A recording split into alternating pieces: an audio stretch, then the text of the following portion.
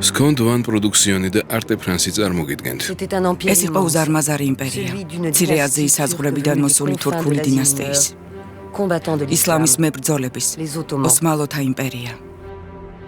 1453 წელს მათ ბიზანტია დაიპყრეს და მისი დედაქალაქი კონსტანტინოპოლი სტამბოლად აქციეს. მე-17 საუკუნეში აღზევების მწვერვალზე მყოფმა ოსმალოებმა ვენას შემოარტყეს ალყა. მაშინ მათი იმპერია სამ კონტინენტზე იყო გადაჭიმული, შავი ზღვიდან წითელ ზღვამდე და საკუთარ კანონებს ახვევდა თავს ერებისა და აღმსარებლების მრავალფეროვან მოზაიკას. მაგრამ ერთი საუკუნის შემდეგ იმპერია დაშლას იწყებს. ბალკანეთიდან შუა აზიისკენ დაძრული მისი ნგრევის ტალღების რეზონანსი დღესაც იგრძნობა. სოფლიოს დაყოფა იმ სახით, რაც ახლა გვაქვს, ამ ნგრევის შედეგია. ოსმალეთის იმპერიის აღსასრული.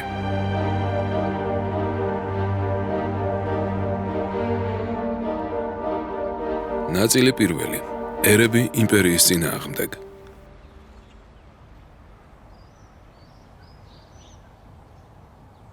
სარაევო, ბოსნია-ჰერცეგოვინის დედაქალაქი. მე-20 საუკუნის ბოლო კონფლიქტების, იუგოსლავიის ომების მემორიალი შუაგულ ევროპაში.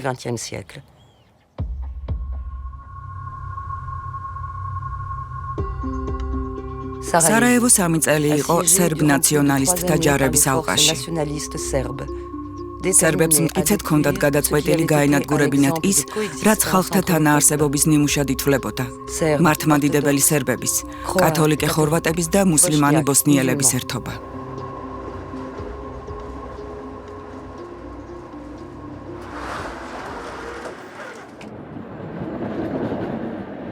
ეს იყო ეთნიკური წმენდისკენ მიმართული ზომა, რომლის პირველ მსხვერპლად ბოსნიელი მოქალაქეები იქცნენ.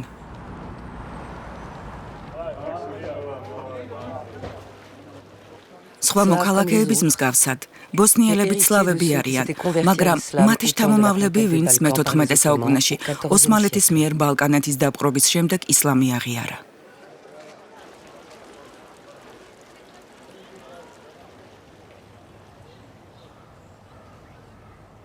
იუგოსლავიის ომებმა ხელახლა გაავრცელა კლიშედ ქცეული მივიწყებული აზრები იმის თაობაზე, რომ რატომღაც სავარაუდოდ ოსმალოთა გამო ამ რეგიონის ხალხებს ყოველთვის ზულდათ ერთმანეთი და 1991-92 წლების მოვლენები ამ სიძულვილის შედეგია.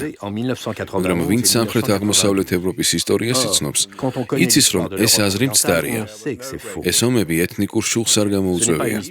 მიზეზი სხვადასხვა ეროვნებისა და აღმსარებლობის ხალხთა რთული ნარევის არსებობა იყო. 90-იანი წლების ისტორიკოსებმა ამ სტერეოტიპის წინააღმდეგ ბრძოლა დაიწყეს, მაგრამ ამ ბრძოლაში ახალი სტერეოტიპი გაჩნდა, რომლის მიხედვითაც ოსმალეთის იმპერია იყო მშვიდობიანი ადგილი, სადაც ებრაელები, ქრისტიანები და მუსლიმანები სრულ ჰარმონიაში ცხოვრობდნენ. იმზალადობისა და ქაოსის ფონზე, რომელიც ომებს მოყვა, ოსმალეთის იმპერიის ეპოქა შეიძლება ოქროს ხანად მოჩვენებოდათ. სინამდვილეში იქ გამეფებული სოციალური წყობა თანაბარ უფლებებს არ ემყარებოდა.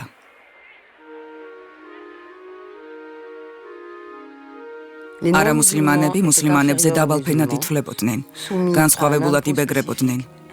ეკრძალებოდათ იარაღის ტარება და თავიანთი სარწმუნოების ქადაგება. მართლმადიდებელი ქრისტიანები, კათოლიკეები, სომხები და ებრაელები მილეთებში იყვნენ გაერთიანებული. მილეთი მათ ენაზე აღმსარებლობას ან თემს ნიშნავდა. ყოველ მილეთს მისივე სამღვდელოობა ხელმძღვანელობდა, რომელიც პასუხს აგებდა როგორც რელიგიურ, ისე სამოქალაქო საქმეებზე. მთელი იმპერიის ტერიტორიაზე, ბალკანეთიდან ანატოლიამდე, შუამდინარეთიდან წმინდა მიწამდე გაშლილმა მილეთების სისტემამ, ქრისტიანებს, ებრაელებს და მუსლიმანებს თანაარსებობის საშუალება მისცა, რაც გვერდიგვერდ ცხოვრებას ნიშნავს და არა ერთმანეთში არევას. ეს არასრულყოფილი, მაგრამ მოქნილი სისტემა 4 საუკუნის განმავლობაში იმპერიაში სტაბილურობის გარანტი გახლდათ და მისაღები იყო, სანამ დამორჩილებული ხალხები მხოლოდ რელიგიის შენარჩუნებას მოითხოვდნენ. საკმარისია მსგავსი სისტემა პოლიტიკას შეეჯახოს და მაშინვე დაინგრევა. სწორედ ეს მოხდა მე-19 საუკუნეში და დიდ პრობლემად იქცა ოსმალეთის იმპერიისთვის. წამოიჭრა კითხვა, როგორ მოვარგოთ პოლიტიკამდელ სამყაროში არსებული შედეგიანი მართვის სისტემა პოლიტიზირებულ სამყაროს. ეს ახალი პოლიტიკური სამყარო, რომელმაც იმპერია ბრძოლაში გამოიწვია, საფრანგეთის რევოლუციის იდეებმა შვა. ხალხების ახალი სწრაფვა დამოუკიდებლობისა და თავისუფლებისკენ იმპერიის ცნებასაც კი ვერ ურიგდებოდა.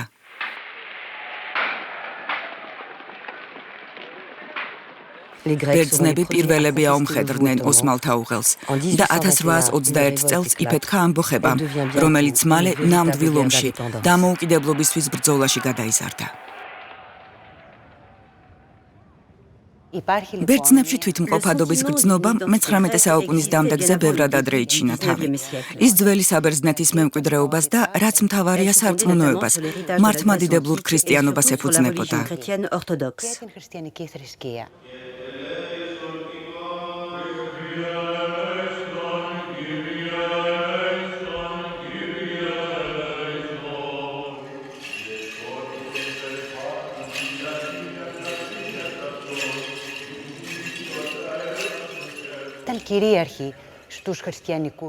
ამ თვითმყოფადობის გრძნობას მთელი ბალკანეთის ქრისტიანები იზიარებდნენ.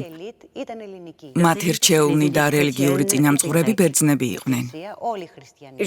მე-19 საუკუნის დამლევამდე ბალკანეთის ყველა ქრისტიანს ნებისმიერ ენაზე მოლაპარაკეს საერთო სულიერი წინამძღვარი ყავდა, კერძოდ კონსტანტინოპოლის ბერძენი მართლმადიდებელი პატრიარქი.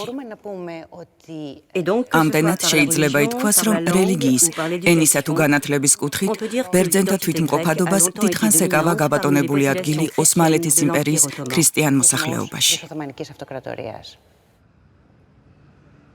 ბერძნული რევოლუციის მზადებისას იმპერიის მართლმადიდებელი ქრისტიანები ერთხალხად საერთო ენითა და ისტორიით ზურგგამაგრებულ ბერძენ ერად მოიაზრებდნენ თავს და დამოუკიდებელი სახელმწიფოს შექმნას ესწრაფვოდნენ.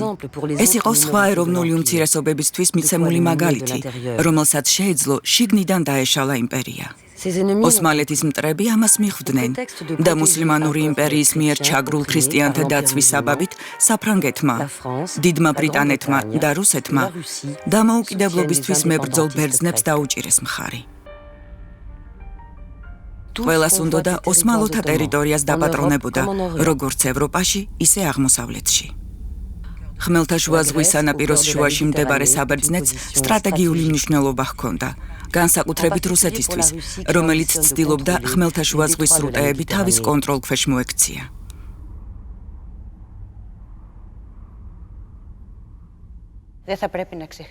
არ უნდა დაგვავიწყდეს, რომ ამ რეგიონს უცხო სახელმწიფოები ეცილებოდნენ ერთმანეთს. საფრანგეთს, დიდ ბრიტანეთსა და რუსეთს ურთიერთგანამკვეთი ინტერესები ამოძრავებდათ.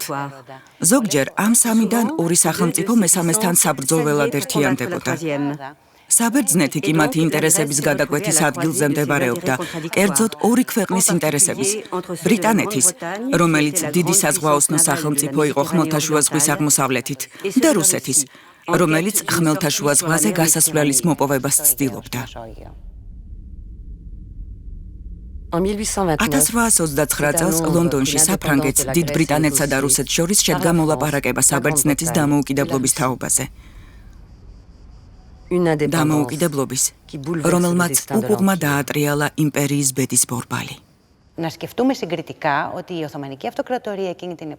იმ დროს ოსმალეთის იმპერია მთელ შუა აღმოსავლეთზე ბატოობდა. ეს იყო ერთ-ერთი ყველაზე დიდი იმპერია მსოფლიოში. ტერიტორიული თვალსაზრისით კონტინენტური საბერძნეთი და პელოპონესის ნახევარკუნძული არც თუ დიდი დანაკარგი იყო მისთვის. მაგრამ ძალიან დიდი სიმბოლური მნიშვნელობა ჰქონდა. რადგან იმ აჯანყებების საწინდრად იქცა, რომლებიც მთელი მე-19 საუკუნე გაგრძელდა და ოსმალეთის იმპერია ბალკანეთის დაკარგვამდე მიიყვანეს.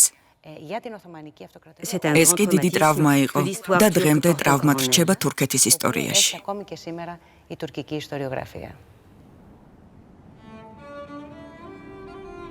ამბოხების გადამდების სენი სწრაფად გავრცელდა.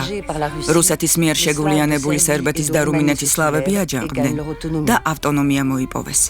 მართალია, ჯერ კიდევ იმპერიის ვასლები იყვნენ, მაგრამ უკვე მიიწევდნენ დამოუკიდებლობისკენ. როგორ უნდა შეეჩერებინა იმპერიას ეს ტალღა? 1835 წლიდან სულთანი აბდულ-მეჯიდი უპრეცედენტო რეფორმების ტანზიმატის გატარებას იწყებს. ის იმპერიის ყველა ქვეშევრდომს პირდება თავისუფლებას, უსაფრთხოებას და მუსლიმანთა თუ არამუსლიმანთა უფლებების გათანაბრებას მართლმსაჯულებასა თუ ბეგარებთან დაკავშირებით. სულთანს ეგონა, რომ ჯერ კიდევ შეიძლებოდა ამ ხალხების იმპერიის ერთგულ მოქალაქეებად ქცევა. ჩემი აზრით, იმპერიის ბიუროკრატებმა ვერ გააცნობიერეს, რა ურყევი და ძლიერი იყო მოსახლეობის ლტოლვა დამოუკიდებლობისკენ. მარტივი რელიგიური თვითმყოფადობიდან ხალხები მათი ეროვნების ცნობის მოთხოვნაზე გადავიდნენ. სხვა სიტყვებით, ამა თუ იმ აღმსარებელთა ერთობა თავს ცალკე ერად თვლიდა და ენების შენარჩუნების ფაქტი, კერძოდ სერბულის, ბულგარულის, ბერძნულის, სომხურის, რაც ამ რელიგიურ თემთა საძირკველს ქმნიდა, კიდევ უფრო აჩქარებდა ეროვნულ თვითგამორკვევას. ოსმალური მილეთები თანდათან ერებად გადაიქცნენ. ერებად, რომელთა საფუძველი საკუთარი რელიგია და საკუთარი ენა იყო. ბალკანეთს დღემდე უწევს ამ მემკვიდრეობასთან შეგუება. ბოსნიაში კი ერთ სლავურ ენაზე მოლაპარაკე ერთი და იგივე სლავი მოსახლეობა ორ მტრულ ერად გაიყო, მართლმადიდებელ ქრისტიანებად, რომლებიც თავს სერბებს უწოდებენ და მუსლიმანებად, რომლებმაც არც სერბობა ისურვეს, არც ოსმალობა და თავიანთი საკუთარი ერი, ბოსნიელები შექმნეს.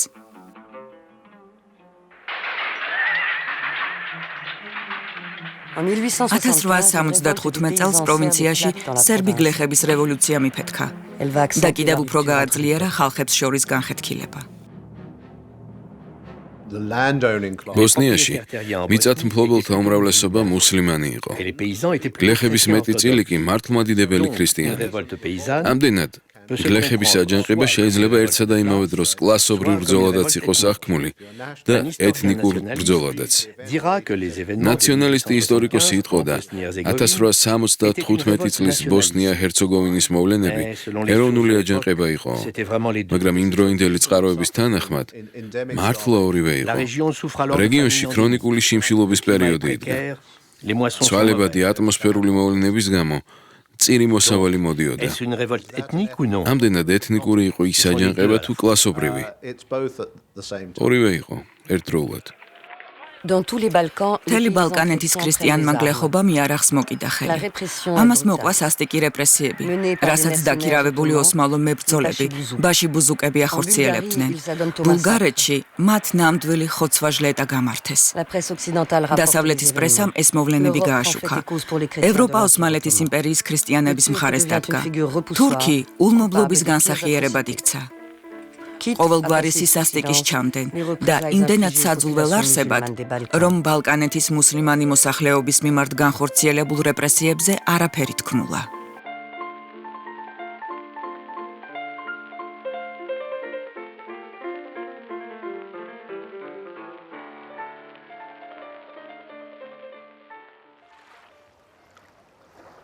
(1876 წელი 1000 გვარი საფრთხის წელი იყო. ბოსნიის ამბოხება აღმოსავლეთის კრიზისად იქცა. ოსმალეთის იმპერია შეირღა. სტამბოლში სახელმწიფო გადატრიალების შედეგად სულთანი აბდულაზიზი ჩამოაგდეს. მისი შემცვლელი მურადი შეურაცხადობის მიზეზით გადააყენეს და 1876 წლის აგვისტოში ხელისუფლება მურადის ძმას აბდულ ჰამიდს ჩააბარეს.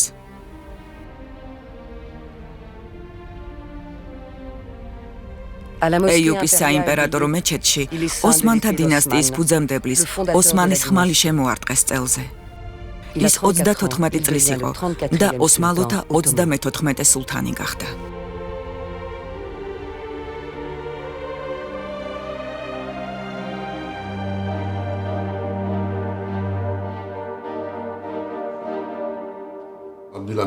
იმ დროს, როცა იმპერიის დანაწევრება დაიწყო, ერთი მხრივ შინაგანი მტრის, კერძოდ ბალკანელთა ნაციონალიზმის, მეორე მხრივ კი ძლიერი სახელმწიფოების წნეხის პირობებში აბდულ-ჰამიდი შეეცადა ახალი კარტი გაეთამაშებინა. ბევრს ეგონა, რომ სულთანი ლიბერალი იქნებოდა და იმპერიას ახალ კონსტიტუციას საჩუქებდა. ეს ლიბერალი ოსმალოების დიდი ხნის ოცნება იყო. მეოცნებებს ეგონათ, რომ კონსტიტუცია იმპერიის ყველა პრობლემას გადაჭრიდა და დიდ სახელმწიფოებს მათ საქმეში ჩარევის საშუალებას არ მისცემდა. აბდულ-ჰამიდმა ლიბერალებს ოცნება აუსრულა, კონსტიტუციაც მისცა, არჩევნებიც და პარლამენტიც. ყველა ქვეშევრდომის, მუსლიმანების თუ არამუსლიმანების თანასწორ უფლებებზეც დასტური თქვა. თუ ეგონა, რომ ასე დააშოშმინებდა ბალკანელ ნაციონალისტებს და შეაჩერებდა ევროპულ სახელმწიფოებს, რომლებიც სულ უფრო მეტ რეფორმას მოითხოვდნენ. მისი ილუზიები ხანმოკლე გამოდგა. 1877 წელს რუსეთმა იმპერიას ომი გამოუცხადა.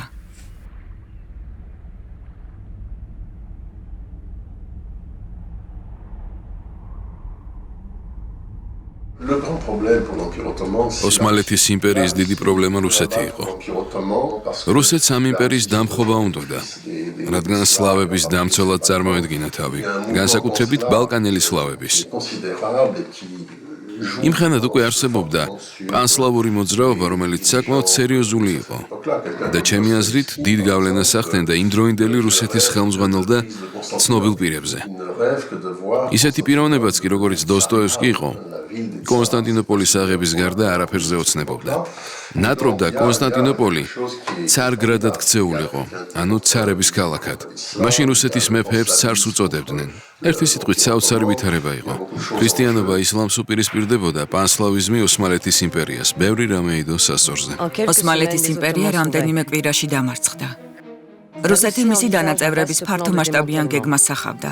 მაგრამ არც საფრანგეთი, არც დიდი ბრიტანეთი და არც ავსტრია-უნგრეთი არ აპირებდნენ იმპერიის ნარჩენთა მითვისების უფლება რუსეთისთვის დაეთმოთ. 1878 წლის ივნისში დიდი სახელმწიფოები ბერლინის კონგრესზე შეიკრიბნენ. ოსმალეთის წარმომადგენლებიც იქ იყვნენ, ოღონდ ხმის უფლების გარეშე. კამათშიც კი ვერ მიიღებდნენ მონაწილეობას.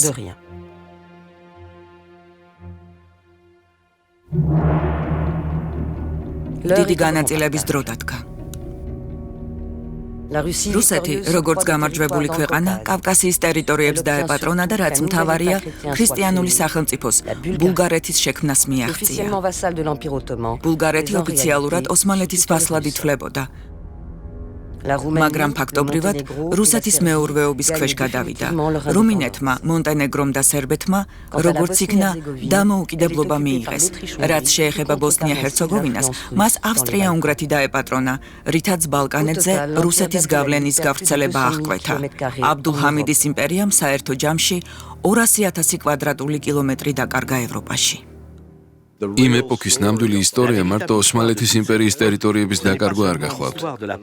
ამ ისტორიაში ოსმალო-მუსლიმანების მიერ საკუთარი კერის დაკარგვის ამბავით შედის. მილიონობით ადამიანის უკიდურესი სისასტიკით აყრა და გადასახლება.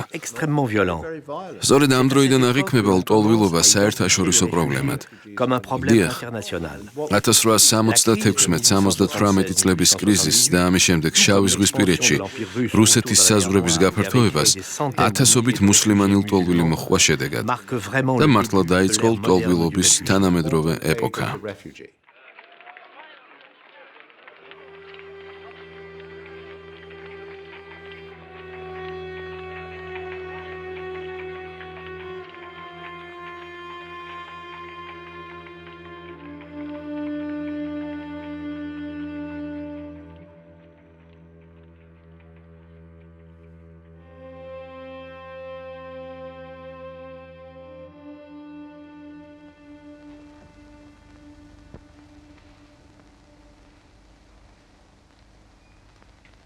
ჩემს მოგძალებულ სამსახურს გთავაზობთ, თქვენო უდიდებულესობა.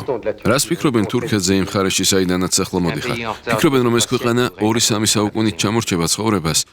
და მასში ყველაზე უსინდისო კორუფცია მეფობს. მინდა დაგეხმაროთ, რომ თქვენი შესანიშნავი იმპერია სუფთა ქვეყანად იქცეს. იქ პირველ რიგში საჭირო იქნება სახელმწიფოს საგანმანათლებლო სისტემა, ჰიგიენა და ელექტრობა. ამ უკანასკნელით უკვე სარგებლობენ ერები, რომლებსაც გავეცან. კარგი ვცადოთ.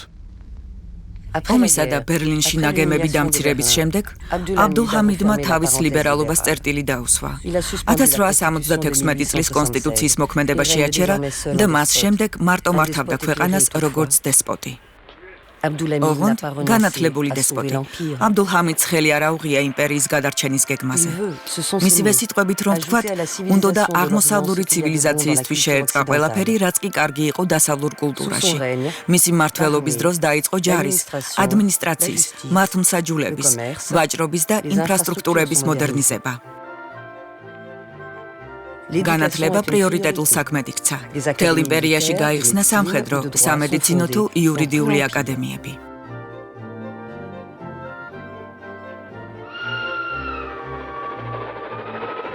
În 1888 წელს აღმოსავლეთის ექსპრესმა პირველად დაუკავშირა პარიზი სტამბოლს და მანძილი 3 დღეში დაფარა. ქვეყანას მოგზაურები მოაწყდნენ და თან მოდა და დასავლეთის გავლენაც მოიყოლეს. სტამბოლი, კონსტანტინოპოლი, ოცნების ქალაქი 19 საუკუნის მეორე ნახევარში თანამედროვეობამ სრულიად გარდაქმნა. მართალია, აბდულჰამიდის ეპოქა შევიწროების, რეპრესიების, ერთპიროვნული მმართველობის პერიოდი იყო, მაგრამ სტამბოლისთვის მაინც მშვენიერი ეპოქა გახლდათ. პერა პალასის ირგვლივ საოცრებები ხდებოდა. სარა ბერნარი ორჯერ თუ სამჯერ ჩავიდა იქ. მოკლედ გაჩნდა ახალი სოციალური ფენა, თეთრსაყელოიანი წვრილი ბურჟუაზია, ანუ ჩამოყალიბდა კლასი, რომელიც თანამედროვეობის ნაყოფი იყო. ამ ადამიანებს იმპერიის გადარჩენამ დიდი სარგებელი მოუტანა.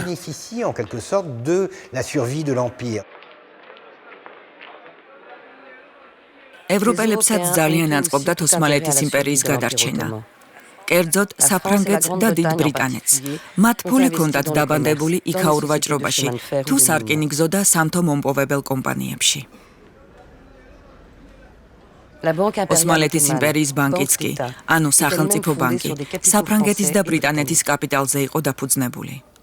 ეგრეთ წოდებული კაპიტულაციები, ანუ კაპიტულაციის აქტები და მე-16 საუკუნეში დადებული და მერე განახლებული ხელშეკრულებები მნიშვნელოვან პრივილეგიებს აძლევდნენ ევროპულ სახელმწიფოებს ოსმალეთის იმპერიაში. მაგალითად, თავისუფალი ვაჭრობის უფლებას, გადასახადებისგან გათავისუფლებას. მე-19 საუკუნეში კაპიტულაციები უკვე ყველა ევროპულმა ქვეყანამ მიიღო. ეს კაპიტულაციები ერთგვარი ხელშეუხებლობის გარანტია იყო. ასე ვთქვათ, სრულუფლებიანი საშვი.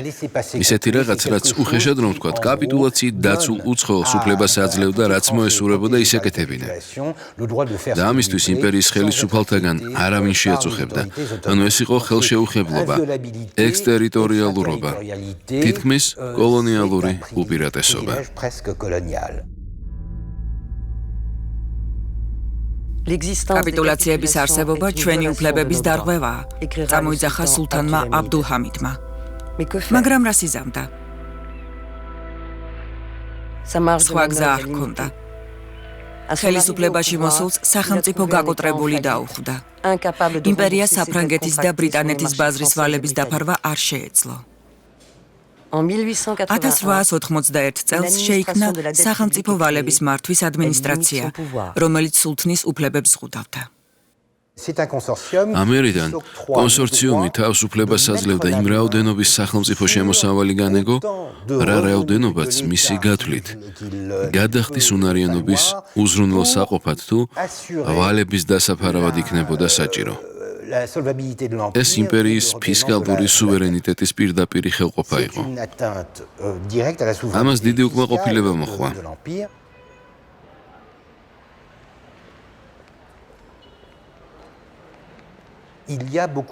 ამას დიდი უკმაყოფილება მოჰყვა. ქვეყანა მოდერნიზაციის გზას ადგა. ალბათ გასაგებია, რომ აღმოსავლეთი მოდერნიზებას, გაევროპელებას, გარდაქმნას თავისით, ანუ გარედან მიღებული დახმარების გარეშე ვერ შეძლებდა. შედეგად გაჩნდა არასრულფასოვნების კომპლექსი, რომელიც დღემდე იგრძნობა თურქეთში. ეს არის დასავლეთის სიყვარულის და სიძულვილის უცნაური ნაზავი.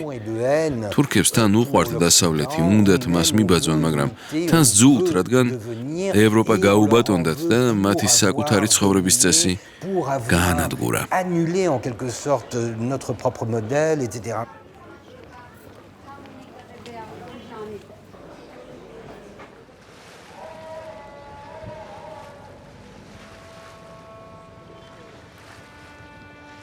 საფრანგეთი და დიდი ბრიტანეთი დიდხანს იცავდნენ ოსმალეთის იმპერიის მთლიანობას, რაც ქვეყანაში სტაბილურობის გარანტი იყო. მაგრამ საუკუნის მიწურულს პრიორიტეტები შეიცვალა. ევროპაში იმპერიალიზმმა მწვერვალს მიაღწია და ახალ რესურსებს, ახალ ბაზრებს ეძებს. საფრანგეთმა უკვე დაიპყრო ოსმალოთა ალჟირი. 1891 წელს ტუნისაც დაეპატრონა. მომდევნო წელს ეგვიპტის ჯერი დადგა. ის დიდმა ბრიტანეთმა დაიპყრო და სუეცის არხით თავისი კოლონიური იმპერიის მშვენებისკენ, ინდოეთისკენ მიმავალი გზა შეიმოკლა. ოსმალეთისთვის ეს დაპყრობა ღალატი იყო. აქამდე მოკრძალებული სახელმწიფოსთვის კი ოსმალოთა თამაში ჩაბმის შანსი.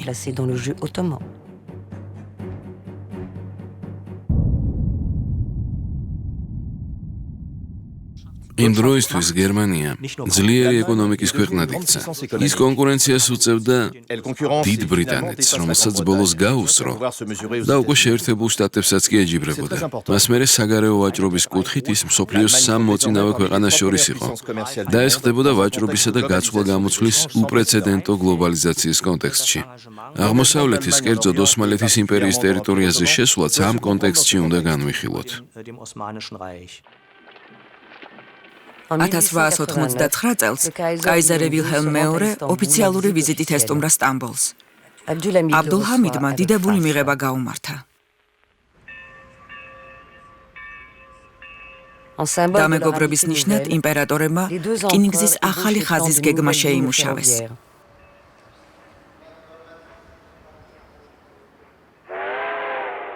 ის ბერლინიდან ბაღდადამდე უნდა ჩასულიყო. მესოპოტამიაში სპარსეთის ყურე და მისი ნავთობიანი ველები უნდა გაევლო და ბრიტანეთის დაცულ სამფლობელოსთან გაჩერებულიყო. მოგვიანებით წმინდა მიწაზე მოგზაურობისას ვილჰელმ მეორემ პოზიციები განიმტკიცა. მან დამასკოში ოფიციალურად განაცხადა მუსლიმანი ხალხების მეგობარი და ქომაგი ვარო. ამ განცხადებას ორი მნიშვნელობა ჰქონდა. ჯერ ერთი ოსმალები გაახარა. დაარწმუნა, რომ ასე ვთქვათ, დაუძლურებული კაცის დანაწევრებას არ ეცდება. პირიქით, მისი მთლიანობის შენარჩუნება სწადია. ამიტომ ოსმალეთში გულმხურვალედ მიიღეს, როგორც დანარჩენი დიდი სახელმწიფოებისგან განსხვავებული მოკავშირე, რომელიც იმპერიაში სტაბილურობის აღდგენის მომხრეა. კაიზერისთვის ხსენებული განცხადება საკუთარი პოზიციის მოპოვებაც იყო რეგიონში ტრადიციულად მოქმედი სახელმწიფოების, ბრიტანეთის, საფრანგეთისა და რუსეთის გვერდით. ამ განცხადებით კაიზერმა გასაგებად ამცნო მათ, რომ რეგიონის პოლიტიკაში ჩაერევა. როგორც ჩანს, გერმანია მისარგებლა იმ ფაქტით, რომ ახალი სახელმწიფო იყო იმ რეგიონში. იმპერია, რომელსაც მანამდე არასდროს მიუღია მონაწილეობა ოსმალეთის რესურსების გამოყენებაში, არასდროს ჩაბმულა დიდ თამაშში, რომელსაც შეიძლება აღმოსავლეთის საკითხი ეწოდოს. ეს ახლა მოვიდა და იმათ გამოექო მაგამიც დანარჩენებს ყოველთვის ავიწყდებოდათ, ანუ მუსლიმანებს.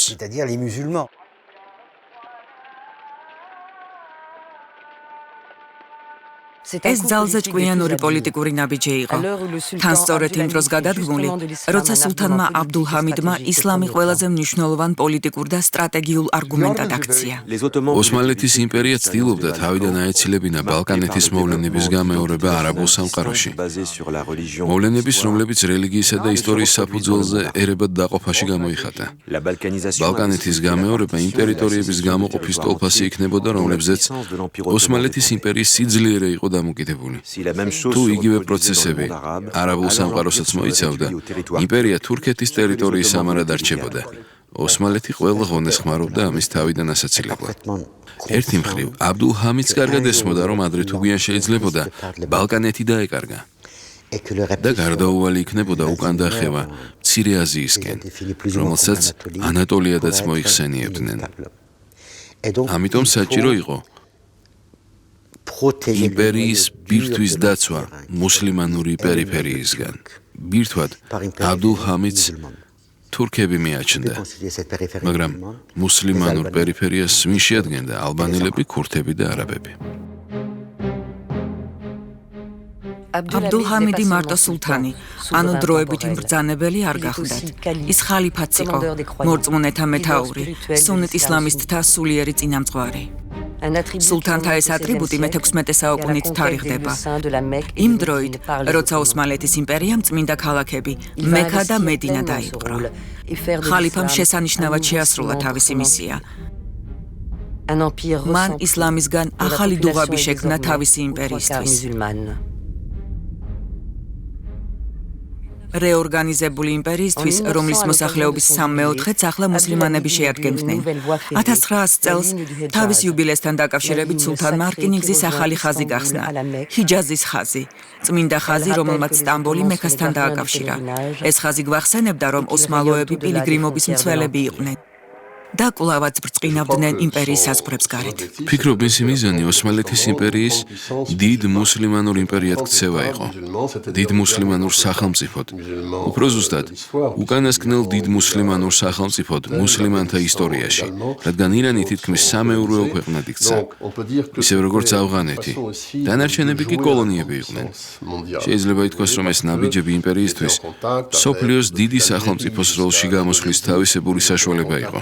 რადგან მას მრავალ ქვეყანასთან ჰქონდა კავშირები, ალჟირიდან დაწყებული ინდონეზიამდე. კავშირი ჰქონდა მუსლიმანურ სამყაროსთან, რომელიც საკმაოდ დიდი იყო, როგორც მოსახლეობის რიცხვით, ისე ტერიტორიით. ეს ყველაფერი აბდულ-ჰამიდს იმის შეგრძნებას აძლევდა, რომ ოსმალეთის იმპერია დიდი სახელმწიფო იყო და მსოფლიოს ყველა კუთხეში შეეძლო რაღაც კოზირი გაეთამაშებინა. ხალიფის პოლიტიკური კოზირი პირველ რიგში თვით ოსმალეთის იმპერიაში თამაშდებოდა. სირია, პალესტინა, შუამდინარეთი, ჰიჯაზი, იემენი. დიდი ხნით უყურადღებოდ მიტოვებულ ამ არაბულ პროვინციებს სულთნის კეთილგანწყობა დაუბრუნდა. რკინიგზამ ისინი იმპერიის ცენტრს დაახლოვა. გაიხსნა სკოლები და აკადემიები. რჩეულმა საზოგადოებამ წინ წაიწია, სამხედრო და ადმინისტრაციულ საქმიანობაში ჩაერთო. და თუმცა ბეირუთსა და დამასკოში უკვე გაისმოდა მოწოდებები დამოუკიდებლობისთვის ბრძოლისკენ, არაბული პროვინციები ჯერაც იმპერიის ერთგულნი იყვნენ. ხალხმა კარგად იცოდა რა მოხდა ჩრდილოეთ აფრიკაში. ახსოვდა 1882 წელს დიდი ბრიტანეთის მიერ ეგვიპტის ოკუპაცია. ბეირუთში, დამასკოსა თუ ბაღდადში პოლიტიკურად მოაზროვნეთაგან ბევრს ესმოდა, რომ თუ დამოუკიდებლობას მოითხოვდნენ და ოსმალეთის იმპერიას გამოეყოფოდნენ, ევროპული ქვეყნების მიერ ოკუპირების საფრთხეში აღმოჩნდებოდნენ. ეს ეპოქა ეროვნული თვითგამორკვევის იდეებამდელი ეპოქა იყო. ამდენად არაბულ პროვინციებში შენარჩუნებულ იქნა იმპერიული წყობა, რომელიც იმპერიის ახალ საზღვრებს შიგნით სტაბილურობის და ერთმუჭად შეკრულობის ილუზიას ასაზრდოებდა, მაგრამ რა ფასად? აღმოსავლეთ ანატოლიაში მცხოვრებ ქრისტიანულ მცირესობაშიც გაიღვიძა ნაციონალიზმმა, კერძოდ სომხებში. ახლა ოსმალეთის, რუსეთისა და სპარსეთის იმპერიებში გაფანტული სომხები ცითხოვენ ძველი რელიგიის, ენისა და ისტორიის დაბრუნებას. აი ასეთი საფრთხე გაუჩნდათ ოსმალოებს იმის შუაგულში, რაც თავიანთი იმპერიის მტკიცე ბირთვად მიაჩნდათ, ანატოლიურ, თურქულ, მუსლიმანურ ბირთვად. 1894 წელს სასონში აჯანყება მიფეთქა, რასაც შურისძიება და სომეხი მოსახლეობის გაჟლეტა მოყვა. ეს 1915 წლის გენოციდის პრელუდია იყო.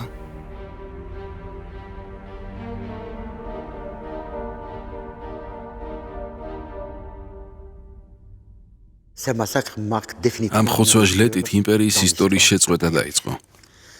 არა მხოლოდ მე-19 საუკუნის იმპერიის, არამედ საერთოდ იმპერიის, რომელსაც მთელი მოსახლეობის დაუსჯელად ამოჟლეტა, თავის კანონიერ უფლებად მიაჩნდა. ფიქრობ ეთნიკურად ერთგვაროვანი მოსახლეობის დატოვების ჩანაფიქრით სახეზე იყო. ამას აშკარად ხედავთ მომხდარის რამდენიმე მონაცემების მიხედვით. 200,000 მსხვერპლი მცირე დანაკარგი არ არის მოსახლეობისთვის, რომელიც სულ რაღაც 1,5 მილიონს ითვლიდა. უდავოა, რომ სახელმწიფოს ნამდვილად ეწადა დემოგრაფიული სურათის შეცვლა, მაგრამ გარდა ამისა, უნდოდა სომხების მეხსიერებაში კარგად აღებეჭდა მათი ისტორიის ეს უაღრესად ტრაგიკული დღე, რათა შემდგომში სხვაგვარი პროტესტები და მოთხოვნები აღარ წამოეყენებინათ. ევროპის საზოგადოება აღშფოთებულია. მაშინდელი პრესის კარიკატურებში აბდულ ჰამიდი ხან წითელ სულთნადაა წარმოდგენილი, ხან დიდ სენიორად, ხან კი ყასბად. თუმცა ევროპული ქვეყნების მთავრობები საქმეში არ ერევიან. სომხები, რომლებიც ბერლინის კონგრესის გადაწყვეტილებით დაცულები უნდა ყოფილიყვნენ, ბედის ანაბარა მიატოვეს.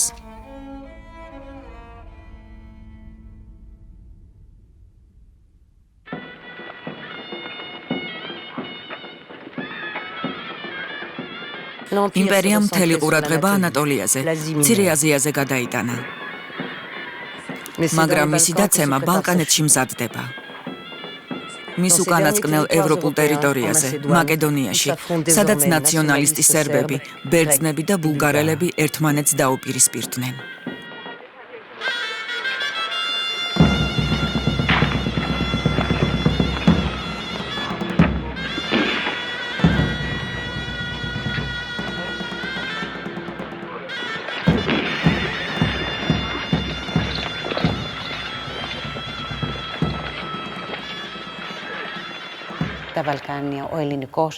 ბერძნების ნაციონალიზმი ექსპანსიონისტური იყო და ცხადია მაკედონიის მისაკუთრება უნდოდა.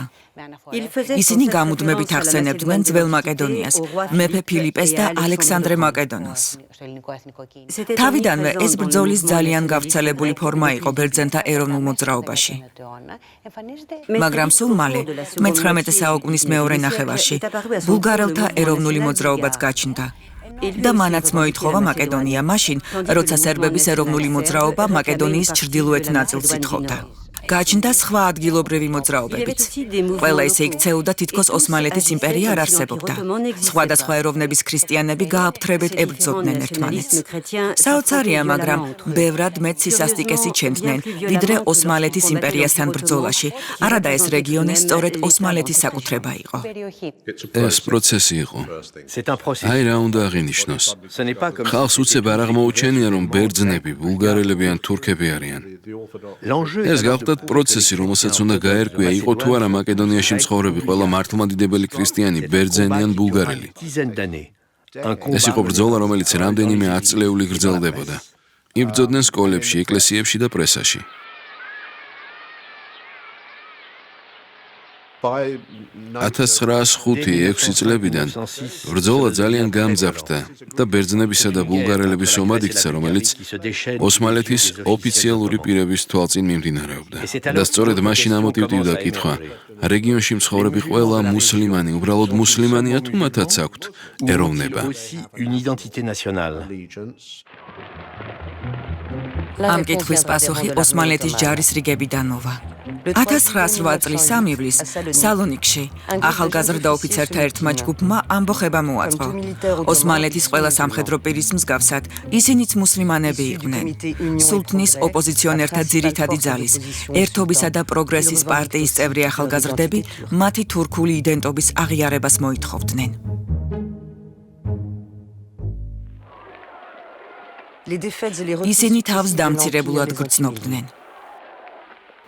იმპერიის დამარცხებებით აღშფოთებულებს უნდოდათ ბოლო მოეღოთ აბდულ ჰამიდის ავტორიტარული რეჟიმისთვის და იმპერია გადაერჩინათ. მათ ახალგაზრდა თურქები შეარქვეს. სამ კვირაში ამბოხებულებმა ბალკანეთი აიყოლიეს და ხელისუფლება საფრთხე შეუქმნეს. მოხუცი სულთანი აბდულ ჰამიდი იძულებული გახდა 1876 წლის ლიბერალური კონსტიტუცია აღედგინა. კონსტიტუცია, რომლის მოქმედებაც თავადვე შეაჩერა 1878 წელს. ამას მოყვა ეიფორია, უპრეცედენტო თავისუფლებისა და ძმობის პერიოდი. რევოლუციის ერთ-ერთი ლიდერი, ისმაილ ენვერი, თავის ცნობილ სიტყვაში აცხადებს: ჩვენ ყველანი ძმები ვართ. ჩვენს იმპერიაში არ არსებობს ბულგარელი, ბერძენი, სერბი, რუმინელი თუ ებრაელი. ჩვენ ყველა ოსმალოები ვართ. ბალკანეთის ნახევარკუნძულზე ქრისტიანების, ებრაელების და მუსლიმანების დაძმობილებასთან დაკავშირებით სოციალისტ რევოლუციონერებმა გამოუშვეს ბროშურები, რომლებშიც წერდნენ: როგორც იქნა რეფორმა დაიწყო, როგორც იქნა თურქეთი დემოკრატიულ სახელმწიფოდ იქცა, თანამედროვე სახელმწიფოდ. მაშასადამე თავისუფლებაც მივიღეთო. სომხებმა შეიარაღებული ბრძოლა შეწყვიტეს. თავისუფლებისგან თვრალი დიდი ქალაქები გაბრუებული იყვნენ. რა თქმა უნდა, მუსლიმან იმამთა და ბერძენ ღვთისმსახურთა ღვევნაკოცნას კარიკატურებიც მოხვა, ხუმრობებიც. მართლა დიდი აჟიოტაჟი იყო, განსაკუთრებით მედია საშუალებებში. პრესამ 30-იანი წლების ცენზურის მერე ფრთების გაშლა დაიწყო. მოკლედ 1908-1912 წლებში სტამბოლში საინტერესო რაღაცები ხდებოდა. ახალგაზრდა თურქების რევოლუციის პარადოქსი ის გახლავთ, რომ მან თითქოს იმპერია გადაარჩინა. სინამდვილეში კი იმპერიის, თუ შეიძლება ასე ითქვას, ცენტრიდან ძალებს, რომლებიც ჯერ ჩანასახოვან სტადიაზე იყვნენ, მეტი გამბედაობა შესძინა. თვით გამოხატვის მეტი შესაძლებლობა მისცა. აი ეს იყო პარადოქსი. ახალგაზრდა თურქები ამას ძალიან მალე მიხვდნენ და შემდეგი წინადადებით შევიდნენ უმაღლეს ინსტანციაში. ოსმალეთის იმპერიას შევინარჩუნებთ, არა მუსლიმანთა თხოვნებს დავიმახსოვრებთ, მაგრამ გაბატონებული მდგომარეობა იმპერიაში მუსლიმანებს ექნებათო.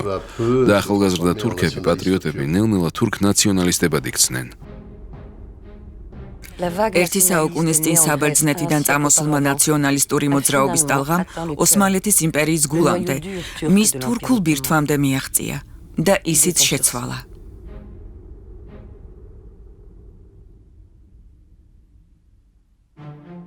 რევოლუციის შემდგომ ქაოსში რუსეთის მიერ შეგულიანებულმა ბულგარეთმა დამოუკიდებლობა გამოაცხადა.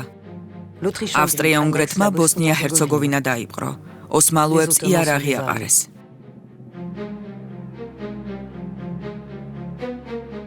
სტამბოლში კონტრრევოლუცია გრგვინავდა. ახალგაზრდა თურქები სულთანს რევოლუციის მხარდაჭერაში ადანაშაულებდნენ. 1909 წლის 27 აპრილს აბდულჰამიდი ტახტიდან ჩამოაგდეს და სალონიკში გადაასახლეს.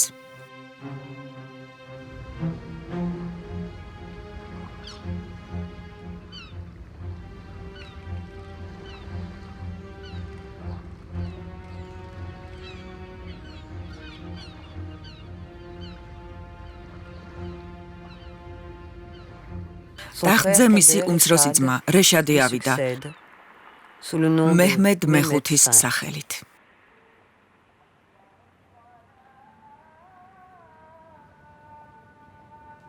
მეჰმედიც მიიყვანეს ეიუპის მეჩეთში. იმპერიამ პომპეზური იერი შეინარჩუნა, მაგრამ სინამდვილეში ახალი სულთანი მხოლოდ მარიონეტია.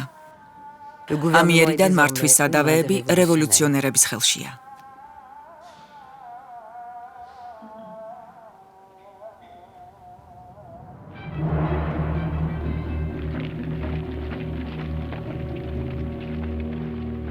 მათი თხოვნით 1911 წლის გაზაფხულზე მეჰმედ მეხუთე მაკედონიაში გაემგზავრა. იმპერიის ამ უკანასკნელ ევროპულ კოლონიაში იმპერატორის მოგზაურობის მიზანი ოსმალეთის გავლენის აღორძინება იყო. მეჰმედს ყველგან ოვაციებით ხვდებოდნენ, სალონიკიდან კოსოვომდე. მის წინ სასულიერო პირები მოწაფეთა გვერდიგვერდ მიაბიჯებდნენ. მაგრამ ეს მოჩვენებითი ერთიანობა იყო. რადგან უკვე ყველა ხვდებოდა, რომ ხსენებული რეგიონი ოსმალეთს ხელიდან ეცლებოდა.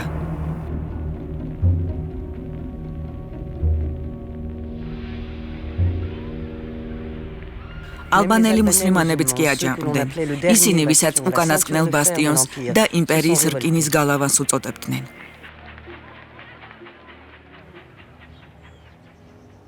სერბების, ბერძნებისა და ბულგარელების მარწუხებში მოქცეულმა ალბანელებმაც თავიანთ ენაზე, კულტურაზე და სარწმუნოებაზე დაფუძნებული საკუთარი სახელმწიფო მოითხოვეს. ისინი მუსლიმანები იყვნენ, მაგრამ არა ოსმალოები. ამ კონკრეტული ერის ჩამოყალიბებას ერთმა მცირე, მაგრამ გავლენიანმა საძმომ შეუწყო ხელი. ეს იყო ბექთაშის ორდენი.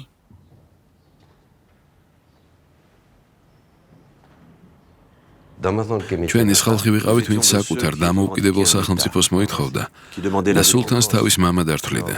Nous ne considérions pas le sultan comme notre père. ოსმალეთის ხელისუფლება დევნიდა ყველას, ვინც ალბანეთის სახელმწიფოს შექმნას Ils ne მოითხოვდა. pouvaient agir en plein jour. ამიტომ ასეთ ადამიანებს C'est pour ça qu'ils ont été ჩვენ accueillis. სალოცავებში ვიფარებდით. Aujourd'hui, certains disent დღეს que ზოგი nous ამბობს, étions რომ თურქების გავლენის ქვეშ ვიყავით, მაგრამ ასე არ არის. Nous partagions certes la même foi. მართალია სარწმუნოება საერთო გვაქვს. Politiquement, nous étions dévoués ჩვენ à მუსლიმანები არ ვართ, et à nul autre მაგრამ patrie. პოლიტიკურად მხოლოდ ალბანეთის ერთგულნი ვიყავით, სხვა სამშობლოს არ ვცნობდით. აი ასეთი იყო ბექთაშების პოზიცია. გამოითქვა აზრი, რომ ალბანელები უერთგულებდნენ იმპერიას თუ იმპერია მათ ავტონომიას ცნობდა. მაგრამ ახალმა ხელისუფლებამ ამ მოთხოვნას ძალა დაუპირისპირა. კოსოვოში ამბოხებული ალბანელები იატაკქვეშა ბრძოლაზე გადავიდნენ.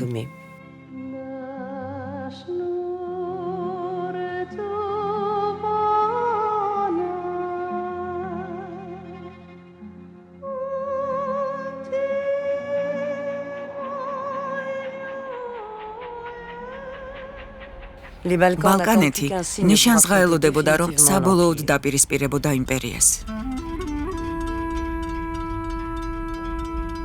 ეს ნიშანი ლიბიიდან მოვიდა, ტრიპოლიტანიიდან, ოსმალეთის უკანასკნელი პროვინციიდან აფრიკის კონტინენტზე, რომლის მისაკუთრებაც იტალიას უნდოდა.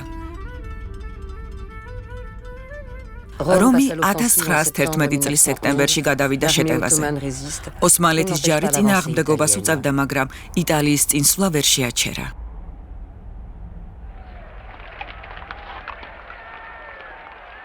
ლიბიის ოკუპაცია იმის მაჩვენებელი იყო, რომ ოსმალეთის იმპერიას თავის დაცვა არ ძალუძდა.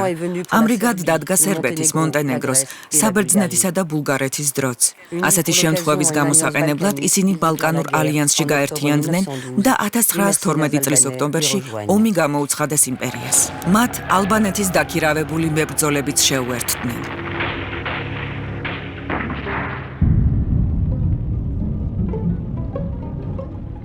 ლიბიის ბრძოლებში ძალა გამოცლილი ოსმალეთის არმია სასტიკად დამარცხდა. 1908 წელს სალონიკი ბერძნების ჯარმა დაიკავა.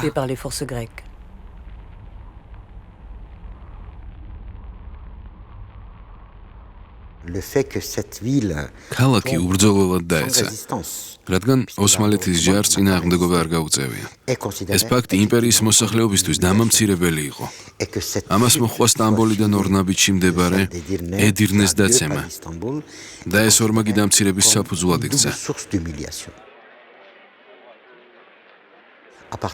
ხალხში უკვე ისმოდა მტრული გამოთქმები ბულგარელების, ბერძნებისა და სერბების მისამართით. ფეხს იკიდებდა აზრი, რომ ყველა ქრისტიანულისათვის ტომო იმპერიის მტერია. ასევე ფართო პროპაგანდას უწევდნენ იმ აზრს, რომ ევროპამ იმპერიას უღალატა, რადგან არ დაიცვა.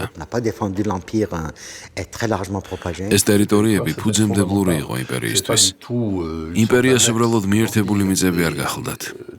თურქებმა კონსტანტინოპოლის აღებამდე ერთი საუკუნით ადრე მოიკიდეს ფეხი ბალკანეთის ნახევარკუნძულზე. ადრიანოპოლი თავიანთ მეორე დედაქალაქად ედირნედ აქციეს. ამასთან ბალკანეთის რეგიონები ოსმალეთის იმპერიის ყველაზე მდიდარი, ყველაზე გახსნილი, ყველაზე თანამედროვე რეგიონები იყო.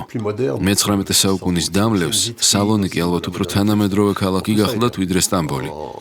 თანამედროვეობის საჩვენებელი ვიტრინა იყო და 1912-13 წლებში ოსმალოებმა ეს ყველაფერი დაკარგეს. სალონიკი გაქრა, ბერძნების საკუთრებად იქცა და ეს საშინელი ტრავმა იყო. ბალკანეთის ერებმა იმპერია დაამარცხეს. 4 საუკუნოვანი ბატონობისთვის იძიეს შური. მაგრამ როგორ უნდა გაენაწილებინათ ოსმალოთა მაკედონია? ისევ გაიღვიძა შუღლმა. ბულგარეთის ამბიციები საბერძნეთის და სერბეთის მოთხოვნებს დაუპირისპირდა. სამივეს ერთად კი ალბანელების. ომი განახლდა. გუშინდელი მოკავშირეები ერთმანეთს აუმხედრდნენ. ეს უკვე აღარ იყო ჩაგრული ხალხების ბრძოლა საერთო მჩაგვრელის წინააღმდეგ. ეს იყო იმპერიიდან გამოყოფილი ერების ომი, რომლებიც არსებობის გასაგრძელებლად მზად იყვნენ სხვა ერები გაენადგურებინათ. მთელი სოფლები ამოჟლიდეს. გაძევება, გაუპატიურება, სხვა სარწმუნოებაზე ძალით მოქცევა. ყველა მეთოდს იყენებდნენ ტერიტორიის გასათავისუფლებლად. 400,000-ზე მეტი ადამიანი ძალით გაასახლეს. გადასახლებულთა დიდი უმრავლესობა მუსლიმანი იყო.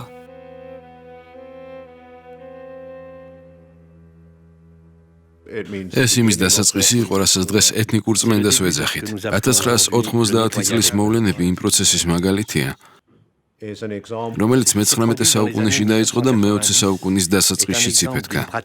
მაგალითია იმისა, როგორ იყენებენ სუსტი სახელმწიფოები ძალადობის მეთოდს, საკუთარი ჯარის, ან იმ გასამხედროებული ფორმირებების მეშვეობით, რომლებთანაც პირდაპირი კავშირი აქვთ. ფორმირებების, რომლებიც სახელმწიფოს სახელით ახორციელებენ ძალადობრივ ქმედებებს, რათა ვითარება შეცვალონ ამა თუ იმ ტერიტორიაზე. ეს გახლავთ სახელმწიფოსა და გასამხედროებულ ფორმირებებს შორის ნაციონალისტური მიზნით დადებული შეთანხმება, რომლის ისტორია ბალკანეთის ომებით დაიწყო. ტერიტორიათა განაწილება სისასტიკეს ამკვიდრებს. 1913 წლის ხელშეკრულებით ახალი საზღვრების დადგენა შემდგომი კონფლიქტებით იმუქრება. შეიქმნა დამოუკიდებელი ალბანეთი, მაგრამ მისი საზღვრები ბუნდოვანი და სადავო იყო. ალბანელთა ამბოხების კერა, კოსოვო, სერბეთს მიეკუთვნა.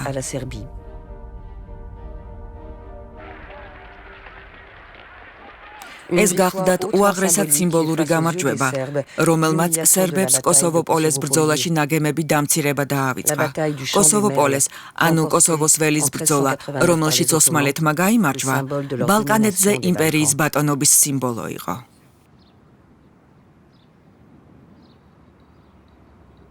$1989 წელს ამ ბრძოლის მე-600 წლის თავზე იუგოსლავიის სერბმა პრეზიდენტმა სლობოდან მილოშევიჩმა შემთხვევითი სარგებლა და სერბთა ნაციონალისტური მოძრაობის განახლება გამოაცხადა.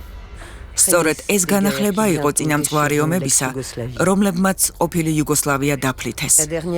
ბოლო ომი 1998 წელს დაიწყო კოსოვოში. ეს იყო ეთნიკური წმენდის ომი. ის მიზნად ისახავდა ალბანელი მოსახლეობის ერთხელ და სამუდამოდ მოშორებას იმ ზონებიდან, რომელსაც სერბეთი მოითხოვდა.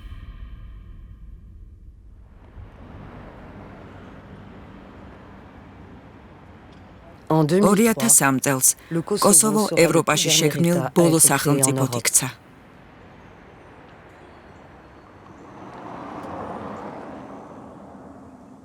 1912 წელს კი ოსმალეთის იმპერიის ევროპული ნაწილის ისტორია დასრულდა. მას შემდეგ ოსმალეთის მომავლის ბედი შუა აღმოსავლეთში წყდებოდა.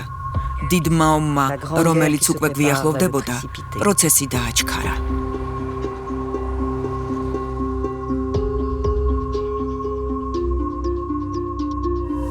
ახმოვანებდნენ მაია კოკოჩაშვილი და გუგამ გალობლიშვილი. გახმოვანების რეჟისორი ფიქრიანი ქაბაძე. გახმოვანებულია საქართველოს პირველი არხის მიერ.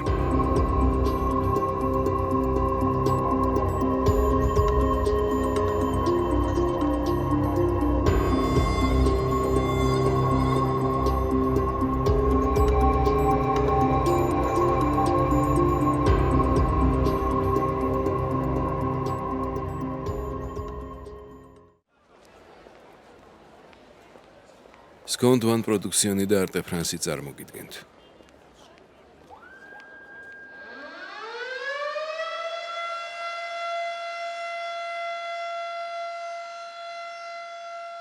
ნოემბერი, დილის 9 საათი და 5 წუთი.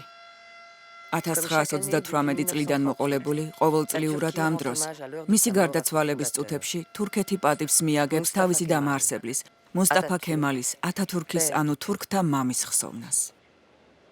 კაცის, რომელმაც 1923 წელს თურქეთის რესპუბლიკა დააარსა და ამით წერტილი დაუსვა ოსმალეთის იმპერიის ისტორიას. ოსმალეთის იმპერიის აღსასრული.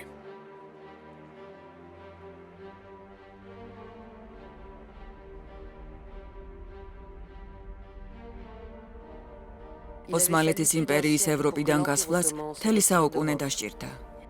მის საბოლოო დანგრევას კი სულ 4 წელი იყო და ეს პირველმა მსოფლიო ომმა გამოიწვია.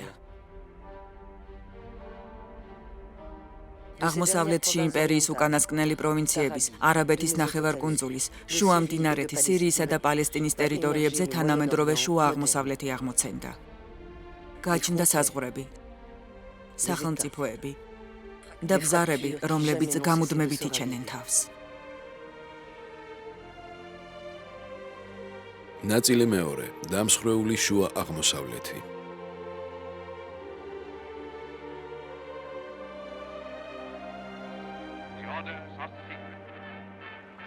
Only the commanders know their target is the Dardanelles.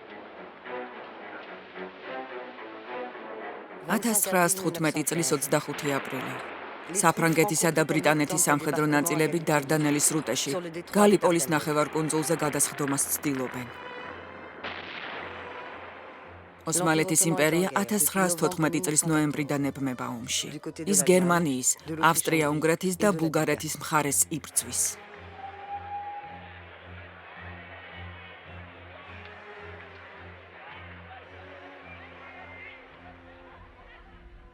ოსმალეთის ჯარმა გერმანელი მეთაურის ლიმან ფონ სანდერსის და იმჟამად ახალგაზრდა ოფიცრის მუსტაფა ქემალის ხელმძღვანელობით გალიპოლიზე მოკავშირეები უკუაგდო. ბრძოლას 9 მილიონი კაცი შეეწირა, მაგრამ ოსმალოთათვის გალიპოლი ბოლომდე გამარჯვებად რჩებოდა. ერთ-ერთი იშვიათ გამარჯვებად ომში, რომელშიც ოსმალეთი ძალაუნებურად ჩაება. ოსმალეთს ალბათ ყველაზე ნაკლებად უნდოდა ამ კონფლიქტში მონაწილეობა, მაგრამ ეშინოდა, რომ ევროპული ომის მასშტაბურობის შედეგად უფრო ძლევამოსილი მეზობელი, კერძოდ რუსეთი, მის დანაწევრებას მოინდომებდა. ოსმალოებმა ინგლისსაც მიმართეს და საფრანგეთსაც. რუსეთშიც კი ჩავიდნენ იმ იმედით, რომ მიაღწევდნენ შეთანხმებას, რომელიც თავიდან ააცილებდათ ომში ჩაბმას და მათ ტერიტორიებს ომის შედეგებისგან დაიცავდა. მაგრამ მოკავშირე სახელმწიფოებმა მსგავს გარანტიებზე უარი უთხრეს. ოსმალეთის იმპერია იძულებული გახდა სამხედრო პოლიტიკურ ბლოკს, ცენტრალურ ძალებს მიემხრობოდა. 1913 წლიდან ოსმალეთის იმპერიას ახალგაზრდა თურქების რევოლუციის ნაყოფი, ავტორიტარული და ნაციონალისტი სამეული მართავდა.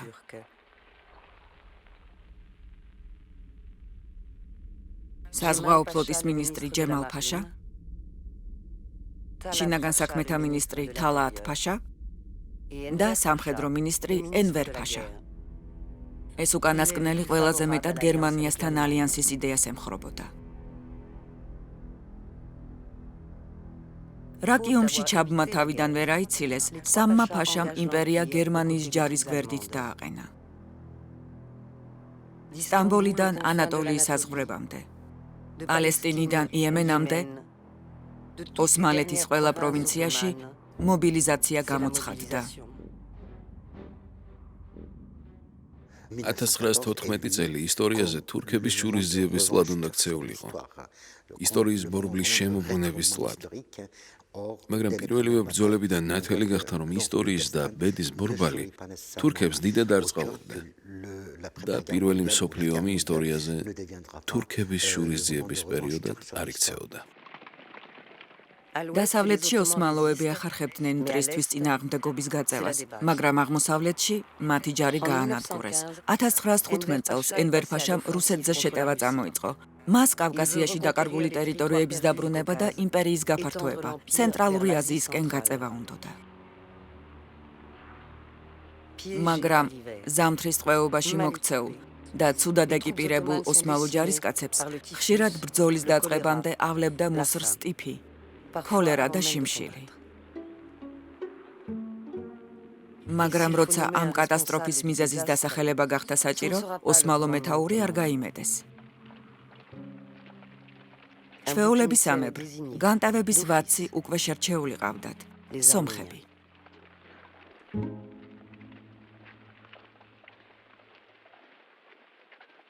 ოსმალოები სომხებს რუსებთან თანამშრომლობაში იზრდებდნენ ბრალს. მათ მიერ წარმოდგენილი გაბერილი მონაცემებით 8500 სომეხი თანამშრომლობდა რუსეთთან. თუ გავიხსენებთ, რომ პირველ მსოფლიო ომში რუსეთის მხრიდან დაახლოებით 13 მილიონი კაცი მონაწილეობდა და ოსმალეთის მხარესაც რამდენიმე მილიონი ჯარისკაცი ჰყავდა, მივხვდებით, რომ 8500 სომეხი ვითარებას ვერ შეცვლიდა, მაგრამ მაინც მათ დაბრალდათ და თან ეს დანაშაულს ცხადი აბჭყალებში ვამბობ. სომეხთა მთელი სათვისტომოს დანაშაულად აქციეს. მათ წინააღმდეგ მასობრივი სადამსჯელო ღონისძიებები გაატარეს, რაც აღმოსავლეთ ანატოლიის სომხური მოსახლეობის ამოჟლეტით დამთავრდა და თანამედროვე ისტორიაში პირველ გენოციდად იქცა. 1915 წელს სტამბოლში დაახლოებით 200 სომეხი ინტელიგენტი და თვალსაჩინო მოღვაწე დააკავეს. ციხეში შეყარეს და დახოცეს. ეს მოვლენები გენოციდის დასაწყისი იყო. ანატოლიიდან სომხები სირიის უდაბნოში გადაასახლეს, ან გერმანელთა გენშტაბის თვალწინ ამოშლიტეს, რომელმაც ნებაზე მიუშვა ოსმალოები. მილიონზე მეტი ადამიანი დაიღუპა. ომამდელი სომეხი მოსახლეობის 2/3. თავად პაშამ გარკვევით აუხსნა გერმანელ დიპლომატებს, რაც გასაკეთებელია. ახლა უნდა გაკეთდეს, სწორედ ახლა გვაქვს შესაფერისი მომენტი, რომ სომხების საკითხი ერთხელ და სამუდამოდ გადაიჭრასო. ოსმალოთა არაერთმა პასუხისმგებელმა პირმა უთხრა ეს მოკავშირეობის მომხრეებს, გერმანელ თუ ავსტრიელ დიპლომატებს. ამდენად, 1915 წლის მერე ხშირად და მკაფიოდ გამოითქმოდა აზრი, რომ სომეხთა საკითხის გადაჭრის მეორე ისტორიულად მნიშვნელოვანი შანსი აღარ გაუჩნდებოდათ.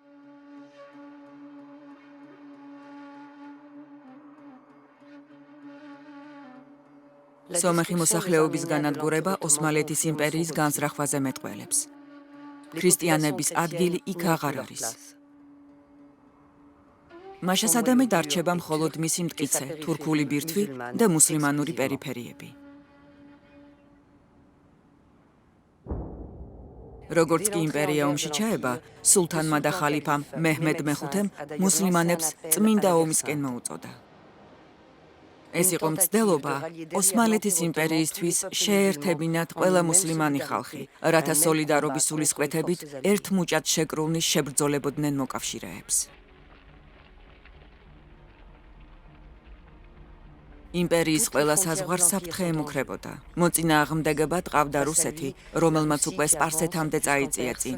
საფრანგეთი, რომელსაც მთელ მაღრიბში ჰქონდა ფეხი მოკიდებული და რაც მთავარია დიდი ბრიტანეთი, რომელიც მის მიერ ოკუპირებული ეგვიპტიდან ხელმძღვანელობდა მოკავშირეთა საბრძოლო ოპერაციებს. ოსმალეთის იმპერიას იმედი ჰქონდა, რომ წმინდა ომისკენ მოწოდებით შიგნიდან შეარყევდა თავისი მტრების იმპერიებს. ამ მცდელობამ შედეგი არ გამოიღო. იმპერიის რესურსები ძალიან შეზღუდული იყო და წმინდა ომის საწარმოებლად არ იკმარებდა. დანარჩენმა მუსლიმანებმა კი ამ წამოწყებაში თავი არ ჩაათრევინეს. ასე რომ ომი უბრალოდ გამოცხადდა და მეტი არაფერი. მოწოდებად დარჩა. ოსმალეთის საზღვაო ფლოტის მინისტრი ჯემალ ფაშა დამასკოში დაბანაკდა და იქიდან განაგებდა ოსმალეთის კუთვნილ სირიას, რომელიც ახლანდელი სირიის, ლიბანის, ისრაელის, პალესტინისა და იორდანიის ტერიტორიებზე იყო გადაჭიმული. ფაშას ჩაფიქრებული ჰქონდა ეგვიპტის ხელახლა დაპყრობა და იმ არაბულ მუსლიმანური პერიფერიის გაფართოება, რომელსაც იმპერიის თურქული ბირთვი უნდა დაეცვა. მან სუეცის არხში შეუტია ბრიტანელებს, მაგრამ დამარცხდა. მეორე მხრივ, იმპერიამ წმინდა ომში არაბების ჩათრევა ვერ შეძლო. პირიქით, ოსმალეთის არაბულ პროვინციებში უკმაყოფილება მწიფდებოდა, რადგან ახალგაზრდა თურქების ხელში იმპერია სულ უფრო ცენტრალიზირებული და ავტორიტარული ხდებოდა. ჯემალ ფაშას ყველაფერზე მეტად ქვეყნის შიგნით დივერსიების ეშინოდა. საზღვაო ფლოტის მინისტრს ჯემალ ფაშას ჯაშუშთა ფართო ქსელი ჰქონდა, რომელიც ყველანაირად ცდილობდა არაბ ინტელექტუალთა და პოლიტიკურ მოღვაწეთა ჩანაფიქრების დისკრედიტირებას. მაგალითად არსებობდა ერთი დიდი პარტია, ოსმალეთის იმპერიის დეცენტრალიზაციის პარტია, რომელიც დამოუკიდებლობას არ ითხოვდა, მაგრამ იბრძოდა იმისთვის, რომ იმპერიის არაბულ პროვინციებს ომამდელი ავტონომია დაებრუნებოდათ. ამასთან მოითხოვდა არაბული ენის გამოყენების უფლებას სასწავლო თუ მართლმსაჯულების დაწესებულებებში და აცხადებდა თურქული ენის უპირატესობას წერტილი უნდა დაესვასო. ამ მოთხოვნებს ჯემალ ფაშამ ტერორით უპასუხა. დამასკოში, ბეირუთსა თუ იერუსალიმში არაბი ინტელექტუალები და აქტივისტები დაიჭირეს. ბრალად ღალატი დასდეს და სიკვდილით დასაჯეს.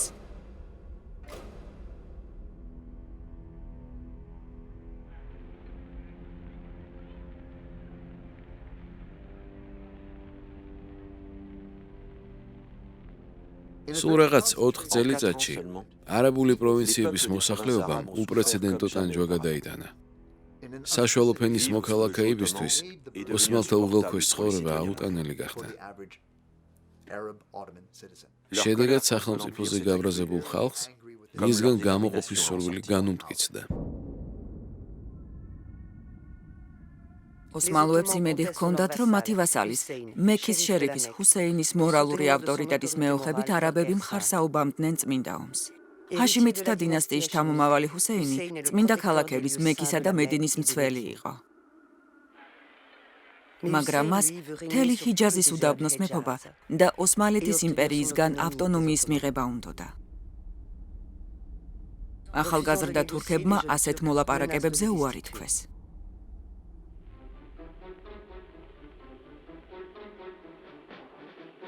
სამაგიეროდ ბრიტანელები დაპირდნენ ყველაფერს, რასაც მოისურვებდა, მაგალითად არაბთა დამოუკიდებლობას და ყველგან შუამდინარეთიდან პალესტინამდე მათი მმართველის პოსტს.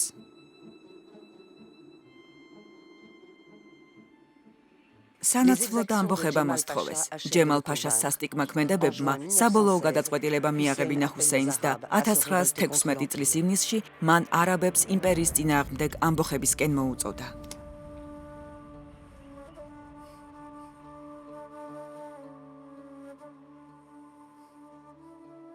იმ დროინდელ პირად დღიურებს თუ წაიკითხავთ, დაინახავთ, რომ არაბულ სამყაროში ბევრი უჭერდა მხარს ამ მოძრაობას. მაგრამ ისიც აშკარაა, რომ ხალხი ორად გაიყო. ერთნი იმპერიის რეჟიმის ერთგულნი იყვნენ, მეორენი კი მისი მოწინააღმდეგეები.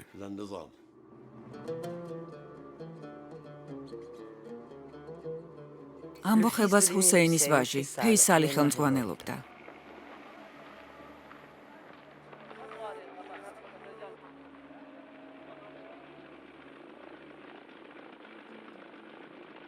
მას გვერდით ედგა ახალგაზრდა ინგლისელი, არქეოლოგი, რომელიც დაზვერვის ოფიცრად იქცა. თომას ედვარდ ლოურენსი. ლოურენს არაბი.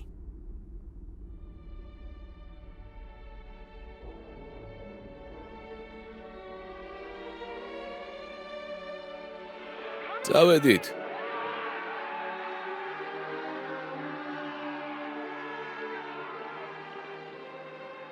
ფეისალმა და ლოურენსმა ნამდვილი პარტიზანული ომი გაუმართეს ოსმალეთის იმპერიის ჯარს.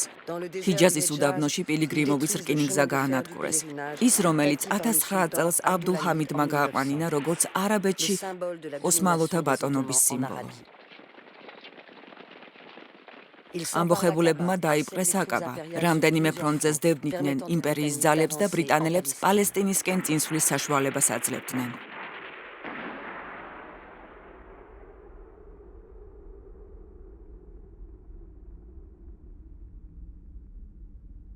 $1917 წლის დეკემბერში ბრიტანელი გენერალი ალენ ბაი გამარჯვებული შევიდა იერუსალიმში.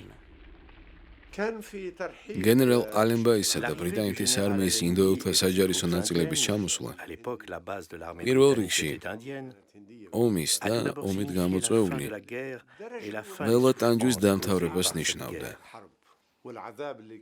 ზოგის აზრით კი ოსმალეთის იმპერიის და რაც მთავარია ჯემალ-ფაშას და მისი სამხედრო ადმინისტრაციის მხრიდან შევიწროების დასასრულსაც. 1918 წლის სექტემბრის ბოლოს დამასკო დაეცა. ფეისალმა დაუყოვნებლივ შექმნა იქ დროებითი მთავრობა.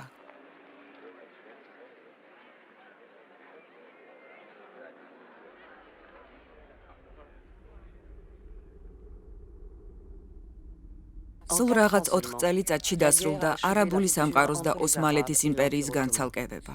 ოსმალეთის არმიამ და მისმა მოკავშირე გერმანიამ პალესტინიდან შუამდინარეთამდე ყველა ფრონტზე კაპიტულაცია გამოაცხადეს.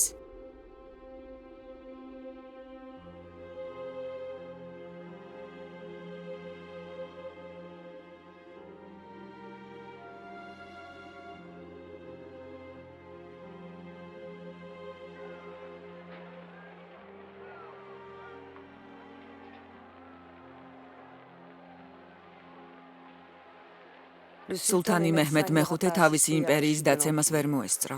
ის 1918 წლის ივლისში გარდაიცვალა და ტახტზე მისი ძმა მეჰმედ მეექვსე ავიდა.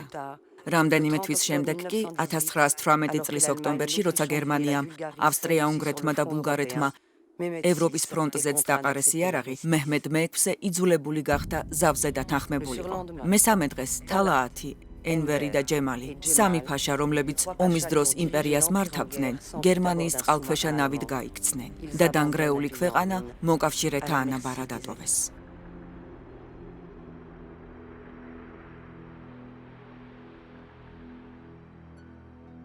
ოსმალეთის ახალ მთავრობას კარგად ესმოდა, რომ მას მთელი მსოფლიოსთვის უნდა ეჩვენებინა რა მტკიცედ ჰქონდა გადაწყვეტილი ომის დამნაშავეთა ახალგაზრდა თურქთა მკაცრად დასჯა.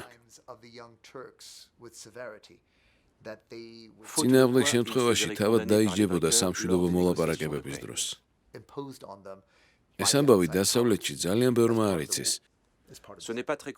მაგრამ ოსმალეთის მთავრობამ ზავის გამოცხადებიდან მალევე შეკრიბა სამხედრო ტრიბუნალი სომხების ხოცვა ჟლეტაში დამნაშავე პირთა გასამართლებლად. ყველა შეეხნენ პროვინციათა ადმინისტრაციული ორგანოებით დაწყებული, ცენტრალური მთავრობით დამთავრებული. ასობით მოხელე დააპატიმრეს ან დაუსწრებლად გაასამართლეს, ათეულობით დამნაშავეს სიკვდილი მიუსაჯეს. 3 ჩამოახრჩვეს.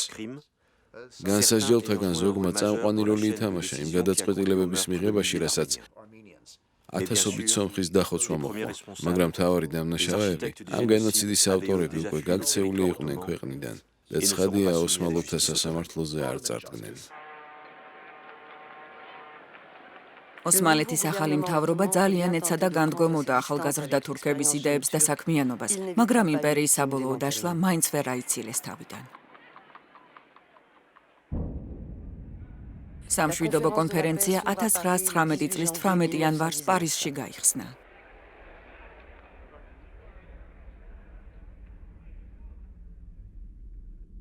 იქ ფეისალიც ჩავიდა ლოურენსის თანხლებით, რათა ბრიტანელთათვის შეეხსენებინა, რომ დამასკოს საფუძველზე დიდი არაბული სამეფოს შექმნას დაპირდნენ. მაგრამ ბრიტანელებმა პირობა გადაიხეს. ომის დამთავრებამდე ბრიტანეთსა და მის მოკავშირე საფრანგეთს შორის გაიმართა მოლაპარაკება, რომელსაც ბრიტანელი პოლიტიკოსი მარკ საიქსი და ფრანგი დიპლომატი ფრანსუა ჟორჟ პიკო აწარმოებდნენ. მათი მსჯელობა ოსმალეთის პროვინციათა განაწილებაში გადაიზარდა. სამხრეთში დიდმა ბრიტანეთმა შუამდინარეთი მიისაკუთრა, სადაც რამდენიმე ნავთობმომპოვებელი კომპანია ჰქონდა. ჩრდილოეთში კი საფრანგეთმა მოითხოვა სირია, რომელზეც თავისი გავლენის განვრცობა უნდოდა. მას იქ ძველი ინტერესები ჰქონდა. მე-19 საუკუნიდან მოყოლებული ლიბანის ქედის ქრისტიან მარონიტებს იცავდა. საიქს-პიკოს შეთანხმებაში ფეისალის სამეფო ცხადია ნახსენებიც არ იყო. ფეისალმა ბევრი დაუთმო ფრანგებს, მათ შორის სირიის სამეფოს მრჩევლის და მეურვის როლიც კი. მაგრამ ვერანაირი დათმობა ვერ გადაწონიდა საფრანგეთის უმთავრეს ამბიციას, რომელიც სირიის მართვას გულისხმობდა. ოფიციალურად მანდატირებული ქვეყნის სახით, ფაქტობრივად კი კოლონიის მესაკუთრის უფლებით. ამდენად საექსპიკოს პროექტმა ფეისალისთვის მიცემული პირობა გადაფარა. საფრანგეთმა სირიის მართვის მანდატი მიიღო. ბრიტანელები რეგიონიდან გავიდნენ და ფეისალი მარტო შეატოვეს საფრანგეთს. 1920 წლის 24 ივლისს ფეისალმა უკანასკნელი ბრძოლა გამართა მეისალუნის ხეობაში, დამასკოს მისადგომებთან. 28-ში კი ქვეყნიდან გააძევეს. ეს იყო ბრიტანელთა დიდი ღალატი. ჰაშიმიდებისთვის მიცემული სიტყვის გატეხვა. არაბი ნაციონალისტები დაარწმუნა, რომ ბრიტანელები არასდროს მისცემდნენ არაბებს თავიანთი ბედის დამოუკიდებლად გადაწყვეტის უფლებას. ამ ყველაფერმა შექმნა პრობლემა, რომლის არსებობაც მთელი მე-20 საუკუნე აფორიაქებდა არაბულ სამყაროს. კერძოდ სახელმწიფოთა იმ თავსმოხვეულ საზღვრებთან შეგუების პრობლემა, რომლებშიც არაბული სამყარო მოექცეოდა. ლაპარაკია არა მხოლოდ სირიაზე, არამედ ერაყზე, იორდანიაზე, პალესტინაზე, ლიბანზე. ორ მსოფლიო ომს შორის პერიოდი დაყოფილი არაბების და მათი ევროპელი კოლონიზატორების დაპირისპირების ხანად იქცა. ამან სამუდამოდ უცოლა სახე არაბულ პოლიტიკას.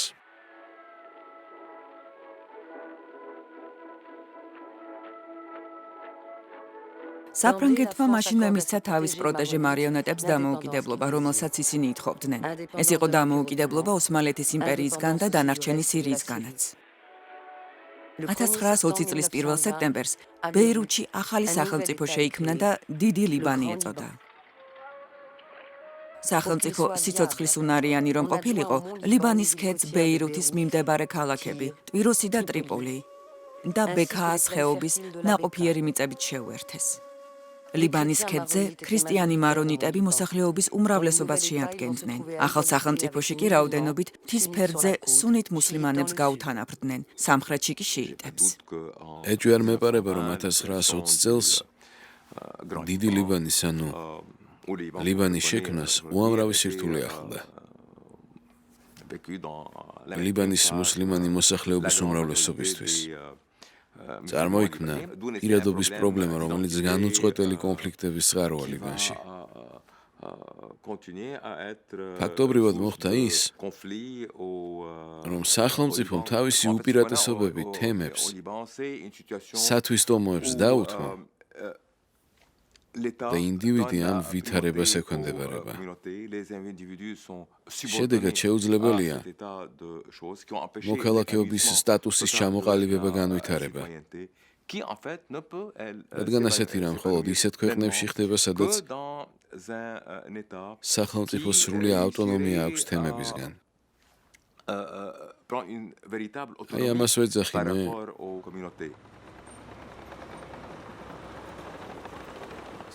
ლიბანურ ვითარებას. ფრანგებმა დიდ ლიბანს შეუქმნეს კონსტიტუცია, რომელიც მკვეთრად მიჯნავდა სხვადასხვა რელიგიურ კონფესიათა ძალაუფლებებს.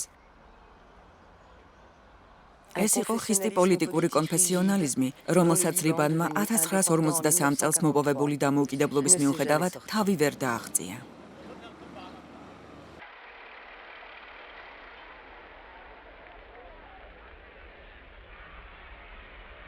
პარიზის სამშვიდობო კონფერენციის შემდეგ ხელშეკრულებები მომრავდა.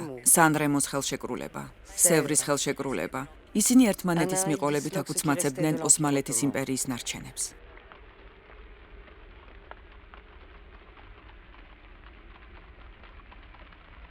სტამბოლი საფრანგეთის, ბრიტანეთის და იტალიის ჯარებს ჰქონდათ დაკავებული და ოსმალეთის მთავრობას იზღადარჩენოდა, შეგუებოდა ტერიტორიათა მორიგ ჩამოჭრებს და დაყოფას.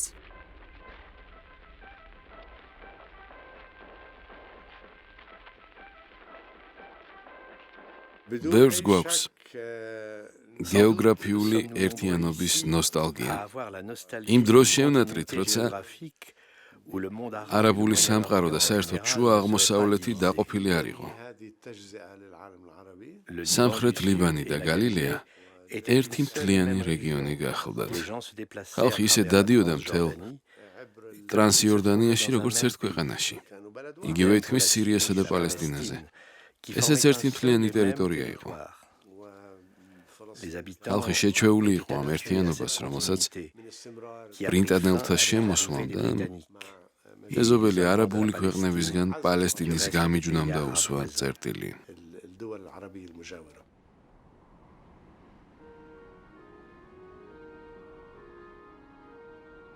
ბრიტანეთმა მანამდე ოსმალეთში შემავალი პალესტინის მართვის მანდატი მიიღო და იქ ებრაელი ხალხისთვის ეროვნული კერის დაარსება განიზრახა.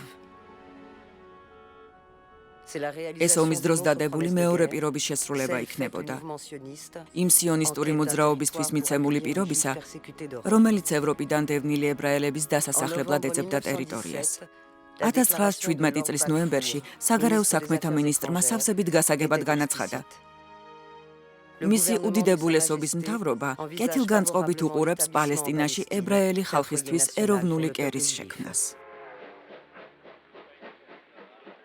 მიუხედავად იმისა, რომ ებრაელთა დიდი თემები უძველესი დროიდან სახლობდნენ პალესტინაში, იერუსალიმში, ჰებრონში თუ ცფათში, ოსმალეთის სულთნებმა უარი თქვეს სიონისტურ მოძრაობასთან ყოველგვარ შეთანხმებაზე. მაგრამ ბრიტანეთის ხელმძღვანელობა მხარს უჭერდა იმ ევროპელი ებრაელების იმიგრაციას, რომლებიც რუსეთიდან, უკრაინიდან თუ პოლონეთიდან გამოექცნენ ანტისემიტიზმსა და რბევებს. მთელი მოსახლეობა ჩამოვიდა, ახალი ხალხი და მასთან ახალი ცხოვრების ადგილობრივი წესისთვის უცხო ევროპული კულტურა. მუსლიმანების და ებრაელების ურთიერთობა მუსლიმანების და ქრისტიანების ურთიერთობას გავდა. ოსმალეთის იმპერიის პერიოდთან დაკავშირებით ებრაელების და არაბების ანტაგონისტურ ურთიერთობაზე ვერ ვილაპარაკებთ. საერთოდ ვერ ვილაპარაკებთ არაბებზე და ებრაელებზე, რადგან იქ ეს ცნებები არ არსებობდა. იყო მხოლოდ მოსახლეობის სხვადასხვა რეგიონული ჯგუფები. შეიძლება ზოგ სოფელში ქრისტიანები ჭარბობდნენ, ან ზოგ ქალაქში ებრაელები იყვნენ სხვებზე მეტყვი, მაგრამ თანაარსებობდნენ. ავიღოთ თუნდაც ძველი ქალაქი იერუსალიმი. დღემდე შემორჩენილია აზრი, რომ ძველ ქალაქში 4 განსხვავებული კვარტალი იყო: ებრაელების, მუსლიმანების, სომხების და ქრისტიანების. უმრავლესობა დარწმუნებულია, რომ თითოეული მათგანი მხოლოდ იმ ხალხისთვის იყო განკუთვნილი. მაგრამ ასე არ არის. მაშინ მხოლოდ ამა თუ იმ ხალხისთვის განკუთვნილი კვარტლები არ არსებობდა. მაგალითად, მუსლიმანთა კვარტალში ძალიან ბევრი ებრაელი ცხოვრობდა. სპეცრაზმის ეს იდეები ბრიტანელებმა დანერგეს და არა ოსმალოებმა. ბრიტანელებმა მართლა დააყვეს იერუსალიმის ძველი ქალაქი და ხელისუფლებას პასპორტებში სარწმუნოების მითითება მოახვიეს თავს, რითაც ებრაელები და მუსლიმანები დააცალკევეს. მაშინ ებრაელები პალესტინის მოსახლეობის 10%-ს ძლივს შეადგენდნენ, მაგრამ ებრაელთა კერის პროექტი უკვე აღვივებდა შუღლს. 1920 წლის აპრილში, როცა პალესტინელი მუსლიმანები ყოველწლიურ დღესასწაულს ნაბი მუსას აღნიშნავდნენ, იერუსალიმში არეულობა დაიწყო. რელიგიური წინამძღვრები ხალხს დამოუკიდებლობის მოთხოვნისკენ მოუწოდებდნენ. არაბებმა ფეისალის პორტრეტები გამოფინეს. ხალხი ებრაელებს დაუპირისპირდა. 3 დღის განმავლობაში ძარცვავდნენ მათ მაღაზიებს და სახლებს. 5 ებრაელი და 4 მუსლიმანი დაიღუპა. ასობით ადამიანი დაშავდა.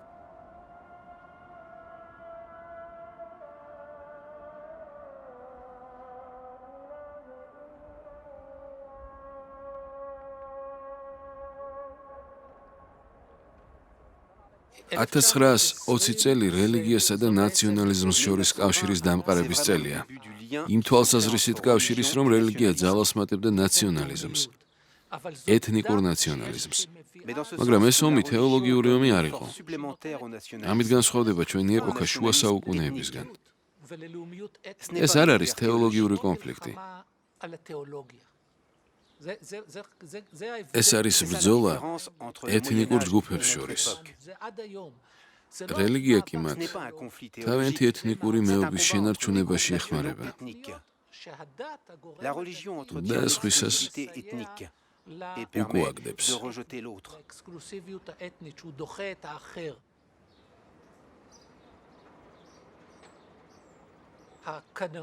ვფიქრობ, რაღაც მომენტი გავუშვით ხელიდან. სიონისტთა ნაციონალიზმი და პალესტინელთა ნაციონალიზმი ძლიერდება და არაბული სიონიზმის ებრაულ-არაბული მეობის ნაზავი ერთგვარი ადგილობრივი ჰიბრიდის ჩამოყალიბების შესაძლებლობა გაქრა. არადა შეიძლებოდა ეარსება.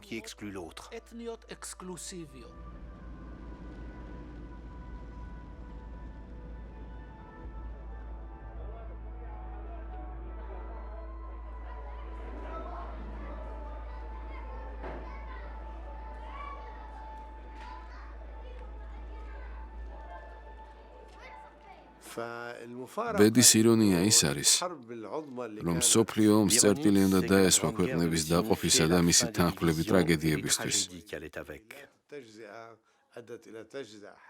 სინამდვილეში კი ახალი დაყოფები მოიტანა.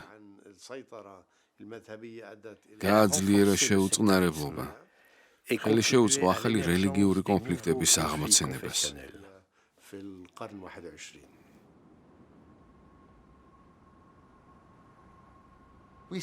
თელ შუა აღმოსავლეთში გაჩნდა დაძაბულობის კერები, რომლებიც პირველი მსოფლიო ომის შემდგომი პერიოდისგან მემკვიდრეობით მიღებული სახელმწიფო სისტემების წარმონაქმნია.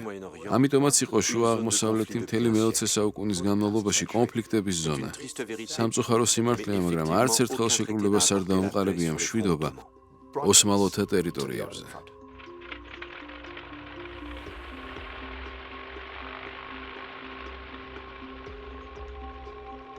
რა უნდა დავუპირისპიროთ ოსმალოთა მიწების განაწილებით გამოწვეულ ქაოსს? რაკი სიონისტური პროექტის და არაბთა მისწრაფებების შეთავსება ვერ შეძლეს, ბრიტანელებმა პალესტინის დაყოფა განეზრახეს.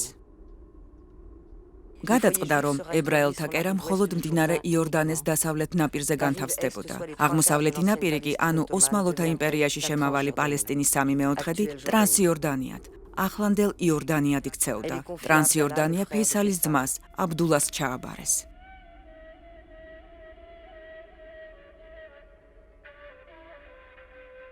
ეს იყო ერთი ფრონტის დაშოშმინების მეთოდი, მაგრამ სამაგიეროდ მეორე ფრონტი იმუქრებოდა.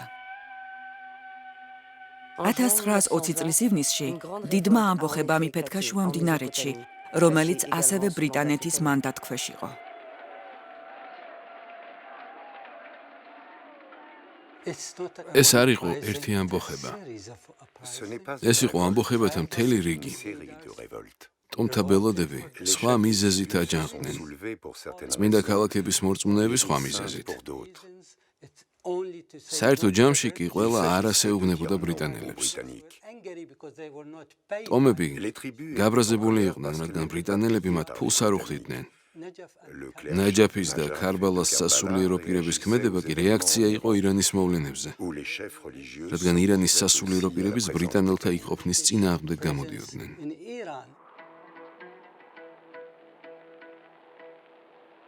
შუამდინარეთში ერახს სტრატეგიული ტერიტორია უკავია.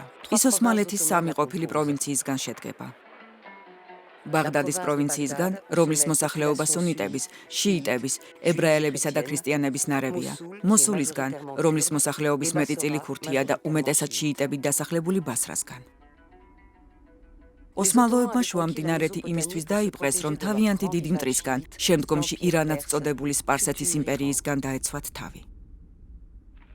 ბრიტანელები კი მე-19 საუკუნიდან ცდილობდნენ მის ხელში ჩაგდებას, ერთი მხრივ ნავთობის მარაგის, მეორე მხრივ კი იმის გამო, რომ ხსენებული რეგიონი ინდოეთისკენ მიმავალ გზაზე იყო. მაგრამ 1920 წლის ამბოხების შემდეგ შუამდინარეთის კოლონიად ქცევაზე ფიქრი გამოირიცხა. ინტერესები კი დარჩა. რა უნდა ეღონა ბრიტანეთს? ამაზე იყო ლაპარაკი 1921 წლის მარტში კაიროს კონფერენციაზე, რომელიც კოლონიათა ახალმა მინისტრმა უინსტონ ჩერჩილმა მოიწვია. კონფერენციის 40 მონაწილეს შორის ერთადერთი ქალი იყო გერტრუდა ბელი, რომელმაც ერაყის ისტორია დაწერა.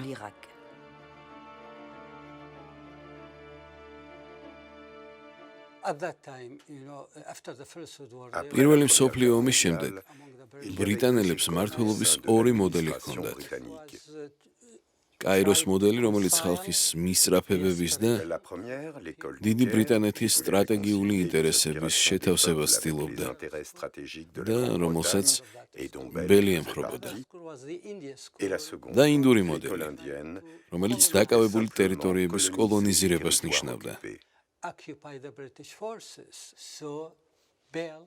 ბელი, როგორც კაიროს მოდელის ჭეშმარიტი გამტარებელი, ცდილობდა არაბთა და ბრიტანელთა ინტერესების შეეთავსებინა, ხოლო დანარჩენ ერაყელებზე კი არ ფიქრობდა.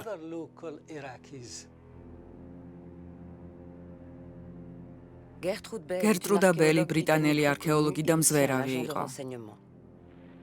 ომამდე მთელი ოსმალეთის იმპერია შემოიარა. შეისწავლა თურქული, სპარსული და არაბული ენები. ყველა არაბულ პროვინციაში ყავდა ნაცნობი ტომები, კლანები, ჰქონდა კავშირები. ომის დროს თომას ედვარდ ლოურენს დაუახლოვდა და მასავით სჯეროდა, რომ არაბეთის ჰაშიმიდებთან ალიანსი იყო საჭირო.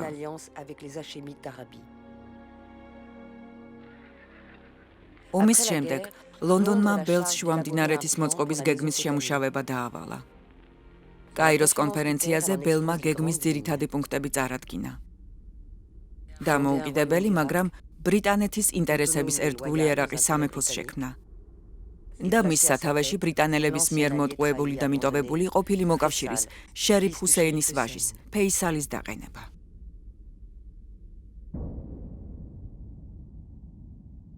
ბელის არგუმენტი ასეთი იყო.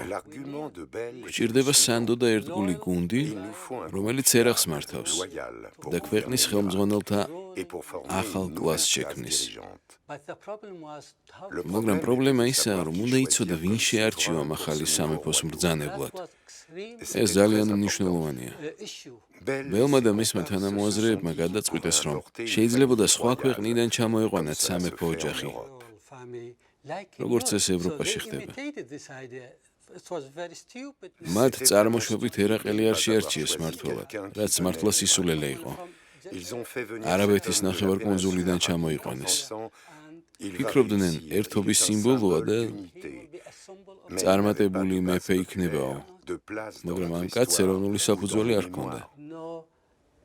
არ ჰქონდა ადგილი ჩვენს ისტორიაში და ჩვენს მეხსიერებაში. ჩვენ ვიყავით დაყოფილი საზოგადოება, რომელიც ძალით შეყარეს ერთად. გერტრუდა ბელი ძალღონეს არიშურებდა, რომ ფეისალი დაესვა მეფედ. მანის ადგილობრივ თემთა ხელმძღვანელებს წარუდგინა. თან რჩევებს აძლევდა და მეფედ აყალიბებდა. სჯეროდა, რომ ფეისალი შეძლებდა ერაყში იმ უბადლო სახელმწიფოს მართვას, რომელსაც თვითონ ქმნიდა. სახელმწიფოსი, რომლის მოსახლეობა მეტწილად შიიტებისგან იქნებოდა შემდგარი. მმართველად კი სხვა ქვეყნიდან ჩამოსული პრინცი ეყოლებოდა.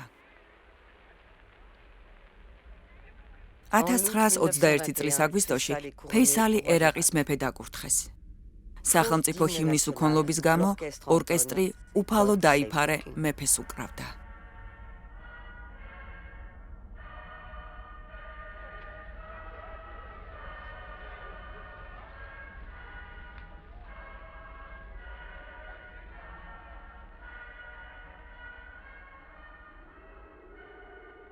როგორ უნდა შექმნა სახელმწიფო ამდენი განსხვავებული ჯგუფის, განსხვავებული ტრადიციების, ენებისა თუ კულტურების საფუძველზე.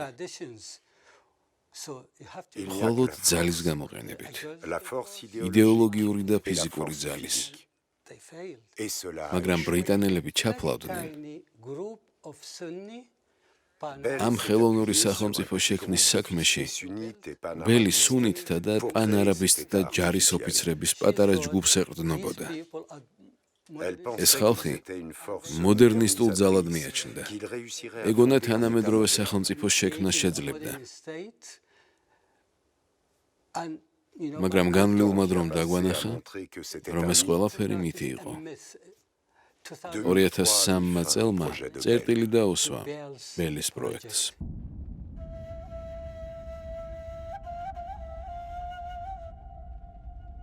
2003 წელი. ამერიკა ერაყში შეიჭრა. დასრულდა ერაყის ისტორია, რომელსაც წითელ ზოლად გასდევს სუნიტთა კლანის ბატონობა უმრავლესობაში მყოფ შიიტებზე. აღმსარებლობებს შორის უპრეცედენტო ძალადობის ეპოქა დაიწყო.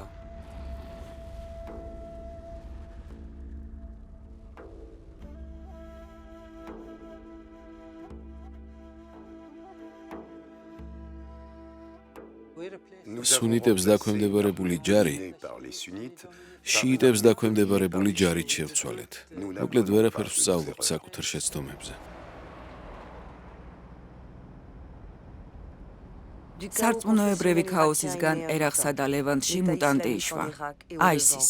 დაეში მისი სახელის არაბული აბრევიატურაა.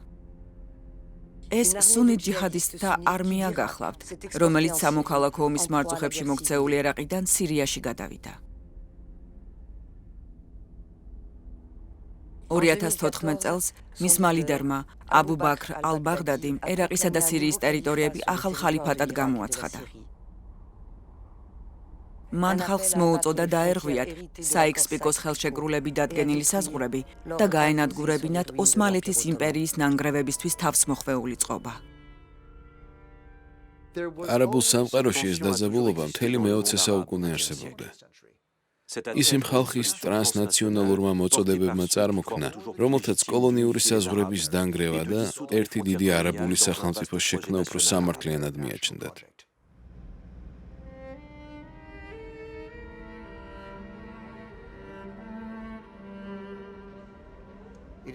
რეგიონის სახელმწიფოები იმ საშიშროებასთან საბრძოლოდ დაირაზმენ, რომელსაც ისლამური სახელმწიფო ოქმნიდათ. დაირაზმენ, რათა არაბული სახელმწიფოების საზღვრები დაეცვათ, რომლებიც ომის შემდგომი შეთანხმებებისგან დარჩათ მემკვიდრეობით. ასე თუ ისე ამ საზღვრებმა დიდხანს გასტანეს და დღეს ადგილობრივი ნაციონალისტები ისევ იმ საზღვრებს მოითხოვენ. ტრანსნაციონალური ძალები კი ისევ ემუქრებიან და დანგრევას უპირებენ. ვფიქრობ, ეს დაძაბულობა კიდევ რამდენიმე ათწლეული გაჰყვება არაბულ სამყაროს.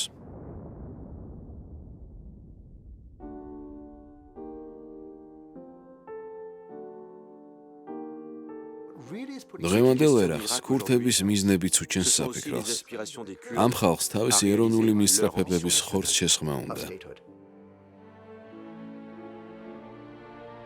ერაყსა და სირიაში ქურთები ისლამური სახელმწიფოს მოწინააღმდეგეთა პირველ რიგებში დგანან. და მსოფლიოს იმ უძველესი ხალხის ბედს ახსენებენ, რომელსაც ხანგრძლივი ისტორია, განსხვავებული კულტურა და ენა აქვს. თანამედროვე ერაყში, სირიასა თუ თურქეთში გაფანტულები ისინი არც არაბები არიან და არც თურქები. ქურთები უსახელმწიფო დარჩენილი, ოსმალეთის იმპერიის განაწილებისას დავიწყებული ხალხია. მე-19 საუკუნემდე ქურთებს ეროვნული თვითშეგნება არ ჰქონდათ. უბრალოდ ოსმალეთის იმპერიის ქვეშევრდომებად თვლიდნენ თავს, იმპერიის საზოგადოების შემადგენელ ნაწილად.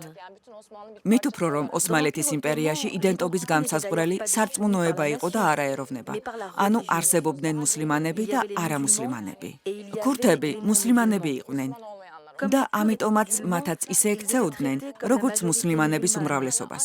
გამონაკლისი იყო მათი ტერიტორიის სტატუსი, ნახევრად ავტონომია. თუმცა ბეგარა და ჯარში გაწვევა მათზეც ვრცელდებოდა. ამ ვითარების გამო მე-19 საუკუნემდე მათში ეროვნული თვითშეგნება ვერ ჩამოყალიბდა. ამ თვითშეგნების ჩანასახი ოსმალოთა ბატონობის ბოლო პერიოდში გაჩნდა, როგორც რეაქცია იმპერიის მიერ გატარებულ გათურქების პოლიტიკაზე. მათი შევიწროება, ასიმილაცია და ჟლეტა დაიწყო. მაშინ ღამიხვდნენ, რომ სხვანაირები არიან. წინააღმდეგობის გაწევის პროცესში გაიაზრეს თავიანთი განსხვავებულობა.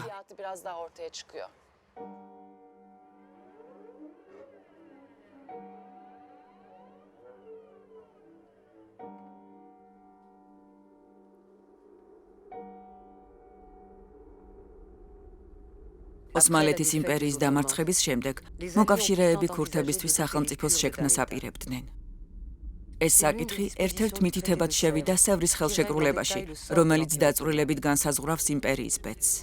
ქურთებისთვის ავტონომია და აღმოსავლეთ ანატოლიაში, დიდი სომხეთის გვერდით ტერიტორიის გამოყოფა იყო ჩაფიქრებული. ამრიგად იმპერიის საკუთრებაში სტამბოლის რეგიონი და დასავლეთი ანატოლია ღარჩებოდა. მაგრამ სევრის გადაწყვეტილება სისრულეში არასდროს მოუყვანიათ.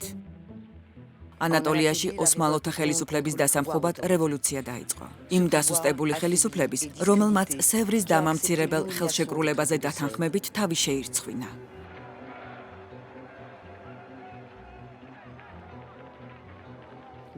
მალე ნამდვილი ეროვნულ-განმათავისუფლებელი არმია შეიქმნა. თურქული არმია, რომელსაც სუვერენიტეტის დაბრუნება ჰქონდა გადაწყვეტილი. მას გალიპოლის გმირი, ოფიცერი, მუსტაფა ქემალი ჩაუდგა სათავეში. ქემალმა ანკარასა და ანატოლიაში ახალი ეროვნული მთავრობის შექმნა გამოაცხადა. ის სულთნის ხელისუფლებას აღარ სცნობდა. მის ჯარს წინ ვერაფერი დაუდგებოდა. 1922 წლის სექტემბერში მან ბერძენთა ჯარის მიერ ოკუპირებული იზმირი დაიპყრო. ქალაქი გადაიწვა. ბერძენი მოსახლეობა ამოიშლიდა.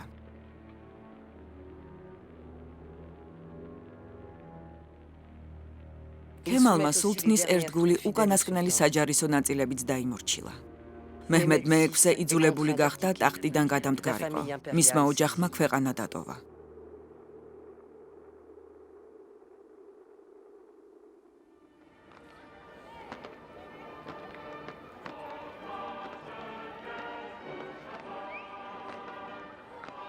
მუსტაფა ქემალმა სასულთნო გააუქმა და 1923 წლის 19 ოქტომბერს თურქეთი რესპუბლიკად გამოაცხადა. ლოზანის ხელშეკრულებამ, რომელმაც სევრის ხელშეკრულება შეცვალა, რესპუბლიკის საზღვრები ცნო, ქურთთა სახელმწიფო არ შეიქმნა. დამოუკიდებლობისთვის ბრძოლის დროს ხანდახან თურქ და ქურთ ხალხს ერთად ახსენებდნენ, მაგრამ მერე სიტყვა ქურთი ამოვარდა და საბოლოოდ თურქეთის რესპუბლიკა შეიქმნა. არა ანატოლიის, არამედ თურქეთის. ანატოლიის რესპუბლიკა არ დაარქვეს.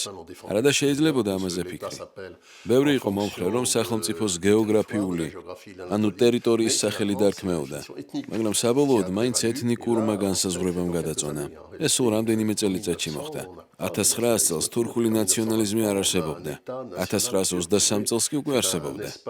თუ შეიძლება ასე ითქვას, თურქეთის ეროვნული სახელმწიფო. ეს დროის სასაცილო მონაკვეთია, უჩვეულოდ პატარა მონაკვეთი. ამიტომ ვფიქრობ, თურქული ნაციონალიზმი ძალიან სუსტი, სათუთი რამაა. მე ვიტყოდი, ჩვილი ბავშვია, უბრალოდ იყო, როცა ეგრეთ წოდებული ეროვნული სახელმწიფო შეიქმნა.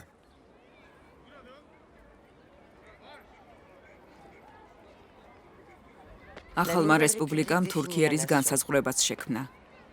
თურქი, მცირე აზიელი, სუნიტი მუსლიმანი. ის, რაც ოსმალეთის იმპერიის მტკიცე ბირთვს შეადგენდა. მუსტაფა ქემალს თანამედროვე, საერო და წარსულთან კავშირგაწყვეტილი სახელმწიფოს შექმნა უნდოდა. მაგრამ ქვეყანას წარსული მაინც გადმოყვა. გასული საუკუნის მსგავსად, ეროვნულ იდენტობას ახლაც რელიგიური იდენტობა განსაზღვრავს. თანამედროვე ეპოქაში პირველად გაჩნდა მუსლიმანური სახელმწიფო, რომელიც თავისუფლებას აძლევს ქრისტიანულ სახელმწიფოს მიუთითოს, სად უნდა გაჩერდეს. აი ეს არის ათათურქის გამარჯვება. ვფიქრობ, ამ რესპუბლიკის მოსახლეობისთვის თურქული ეროვნული სიამაყის და ეროვნული თვითშეგნების განმტკიცების საფუძველი იმის გააზრებაა, რომ გაკეთდეს ის, რისი გაკეთებაც ოსმალეთის იმპერიამ მრავალი საუკუნის განმავლობაში ვერ შეძლო. კერძოდ, ევროპის სახელმწიფოებს გარკვეული დისტანცია დააცვევინეს და ამავე დროს გაევროპელდნენ. ომის შემდეგ ეს ახალი ერი და სახელმწიფო შეუვალობის ნიმუშად მოგვევლინა. მაგრამ რა უნდა ქნა, როცა ესა თუ ის ერი შენი ქვეყნის ჩარჩოებში ვეღარ ჩდება? საბერძნეთმა და ახალმა თურქეთმა საკითხის რადიკალურად გადაწყვეტა აირჩიეს. 1924 წლის შემდეგ 500,000 მუსლიმანი გააძევეს საბერძნეთიდან. თურქეთი კი მილიონზე მეტმა ოსმალეთის დროინდელმა ქრისტიანმა ბერძენმა დატოვა.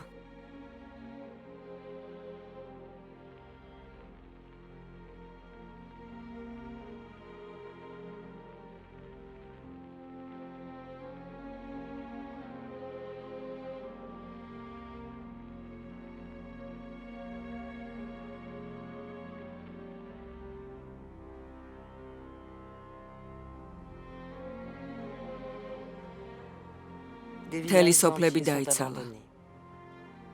ბერძენთა აკყოფნის და ერთობლივი ცხოვრების მრავალსაუკუნოვანი ისტორია წაიშალა. ოსმალეთის იმპერია საბოლოოდ გაქრა.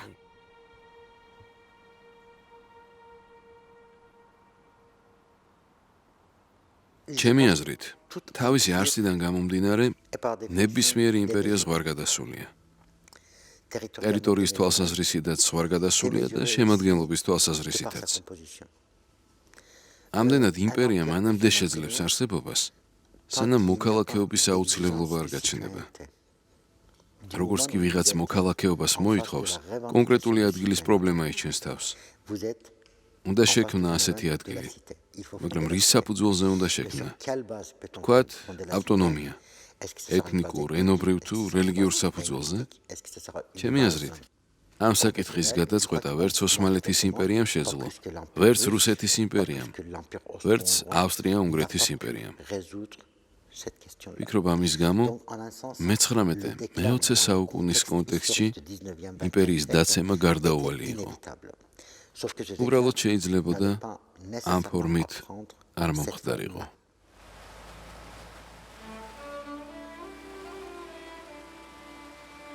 იქნებ ოსმალეთის იმპერიის აღსასრულმა და მისმა ძალადობით თუ ქაოსით სავსე. ხანგრძლივმა ისტორიამ ერთხელ კიდევ დაგვაფიქრო სახელმწიფოებზე, ქვეყნებზე, საზღვრებზე. იქნებ შევარჩიოთ სხვა მოდელები, თქვათ ფედერაციები, დასახლებები ან კავშირები ოსმალეთის იმპერიის დანაწილების შედეგად გაჩენილი ბზარების ამოსავსებად.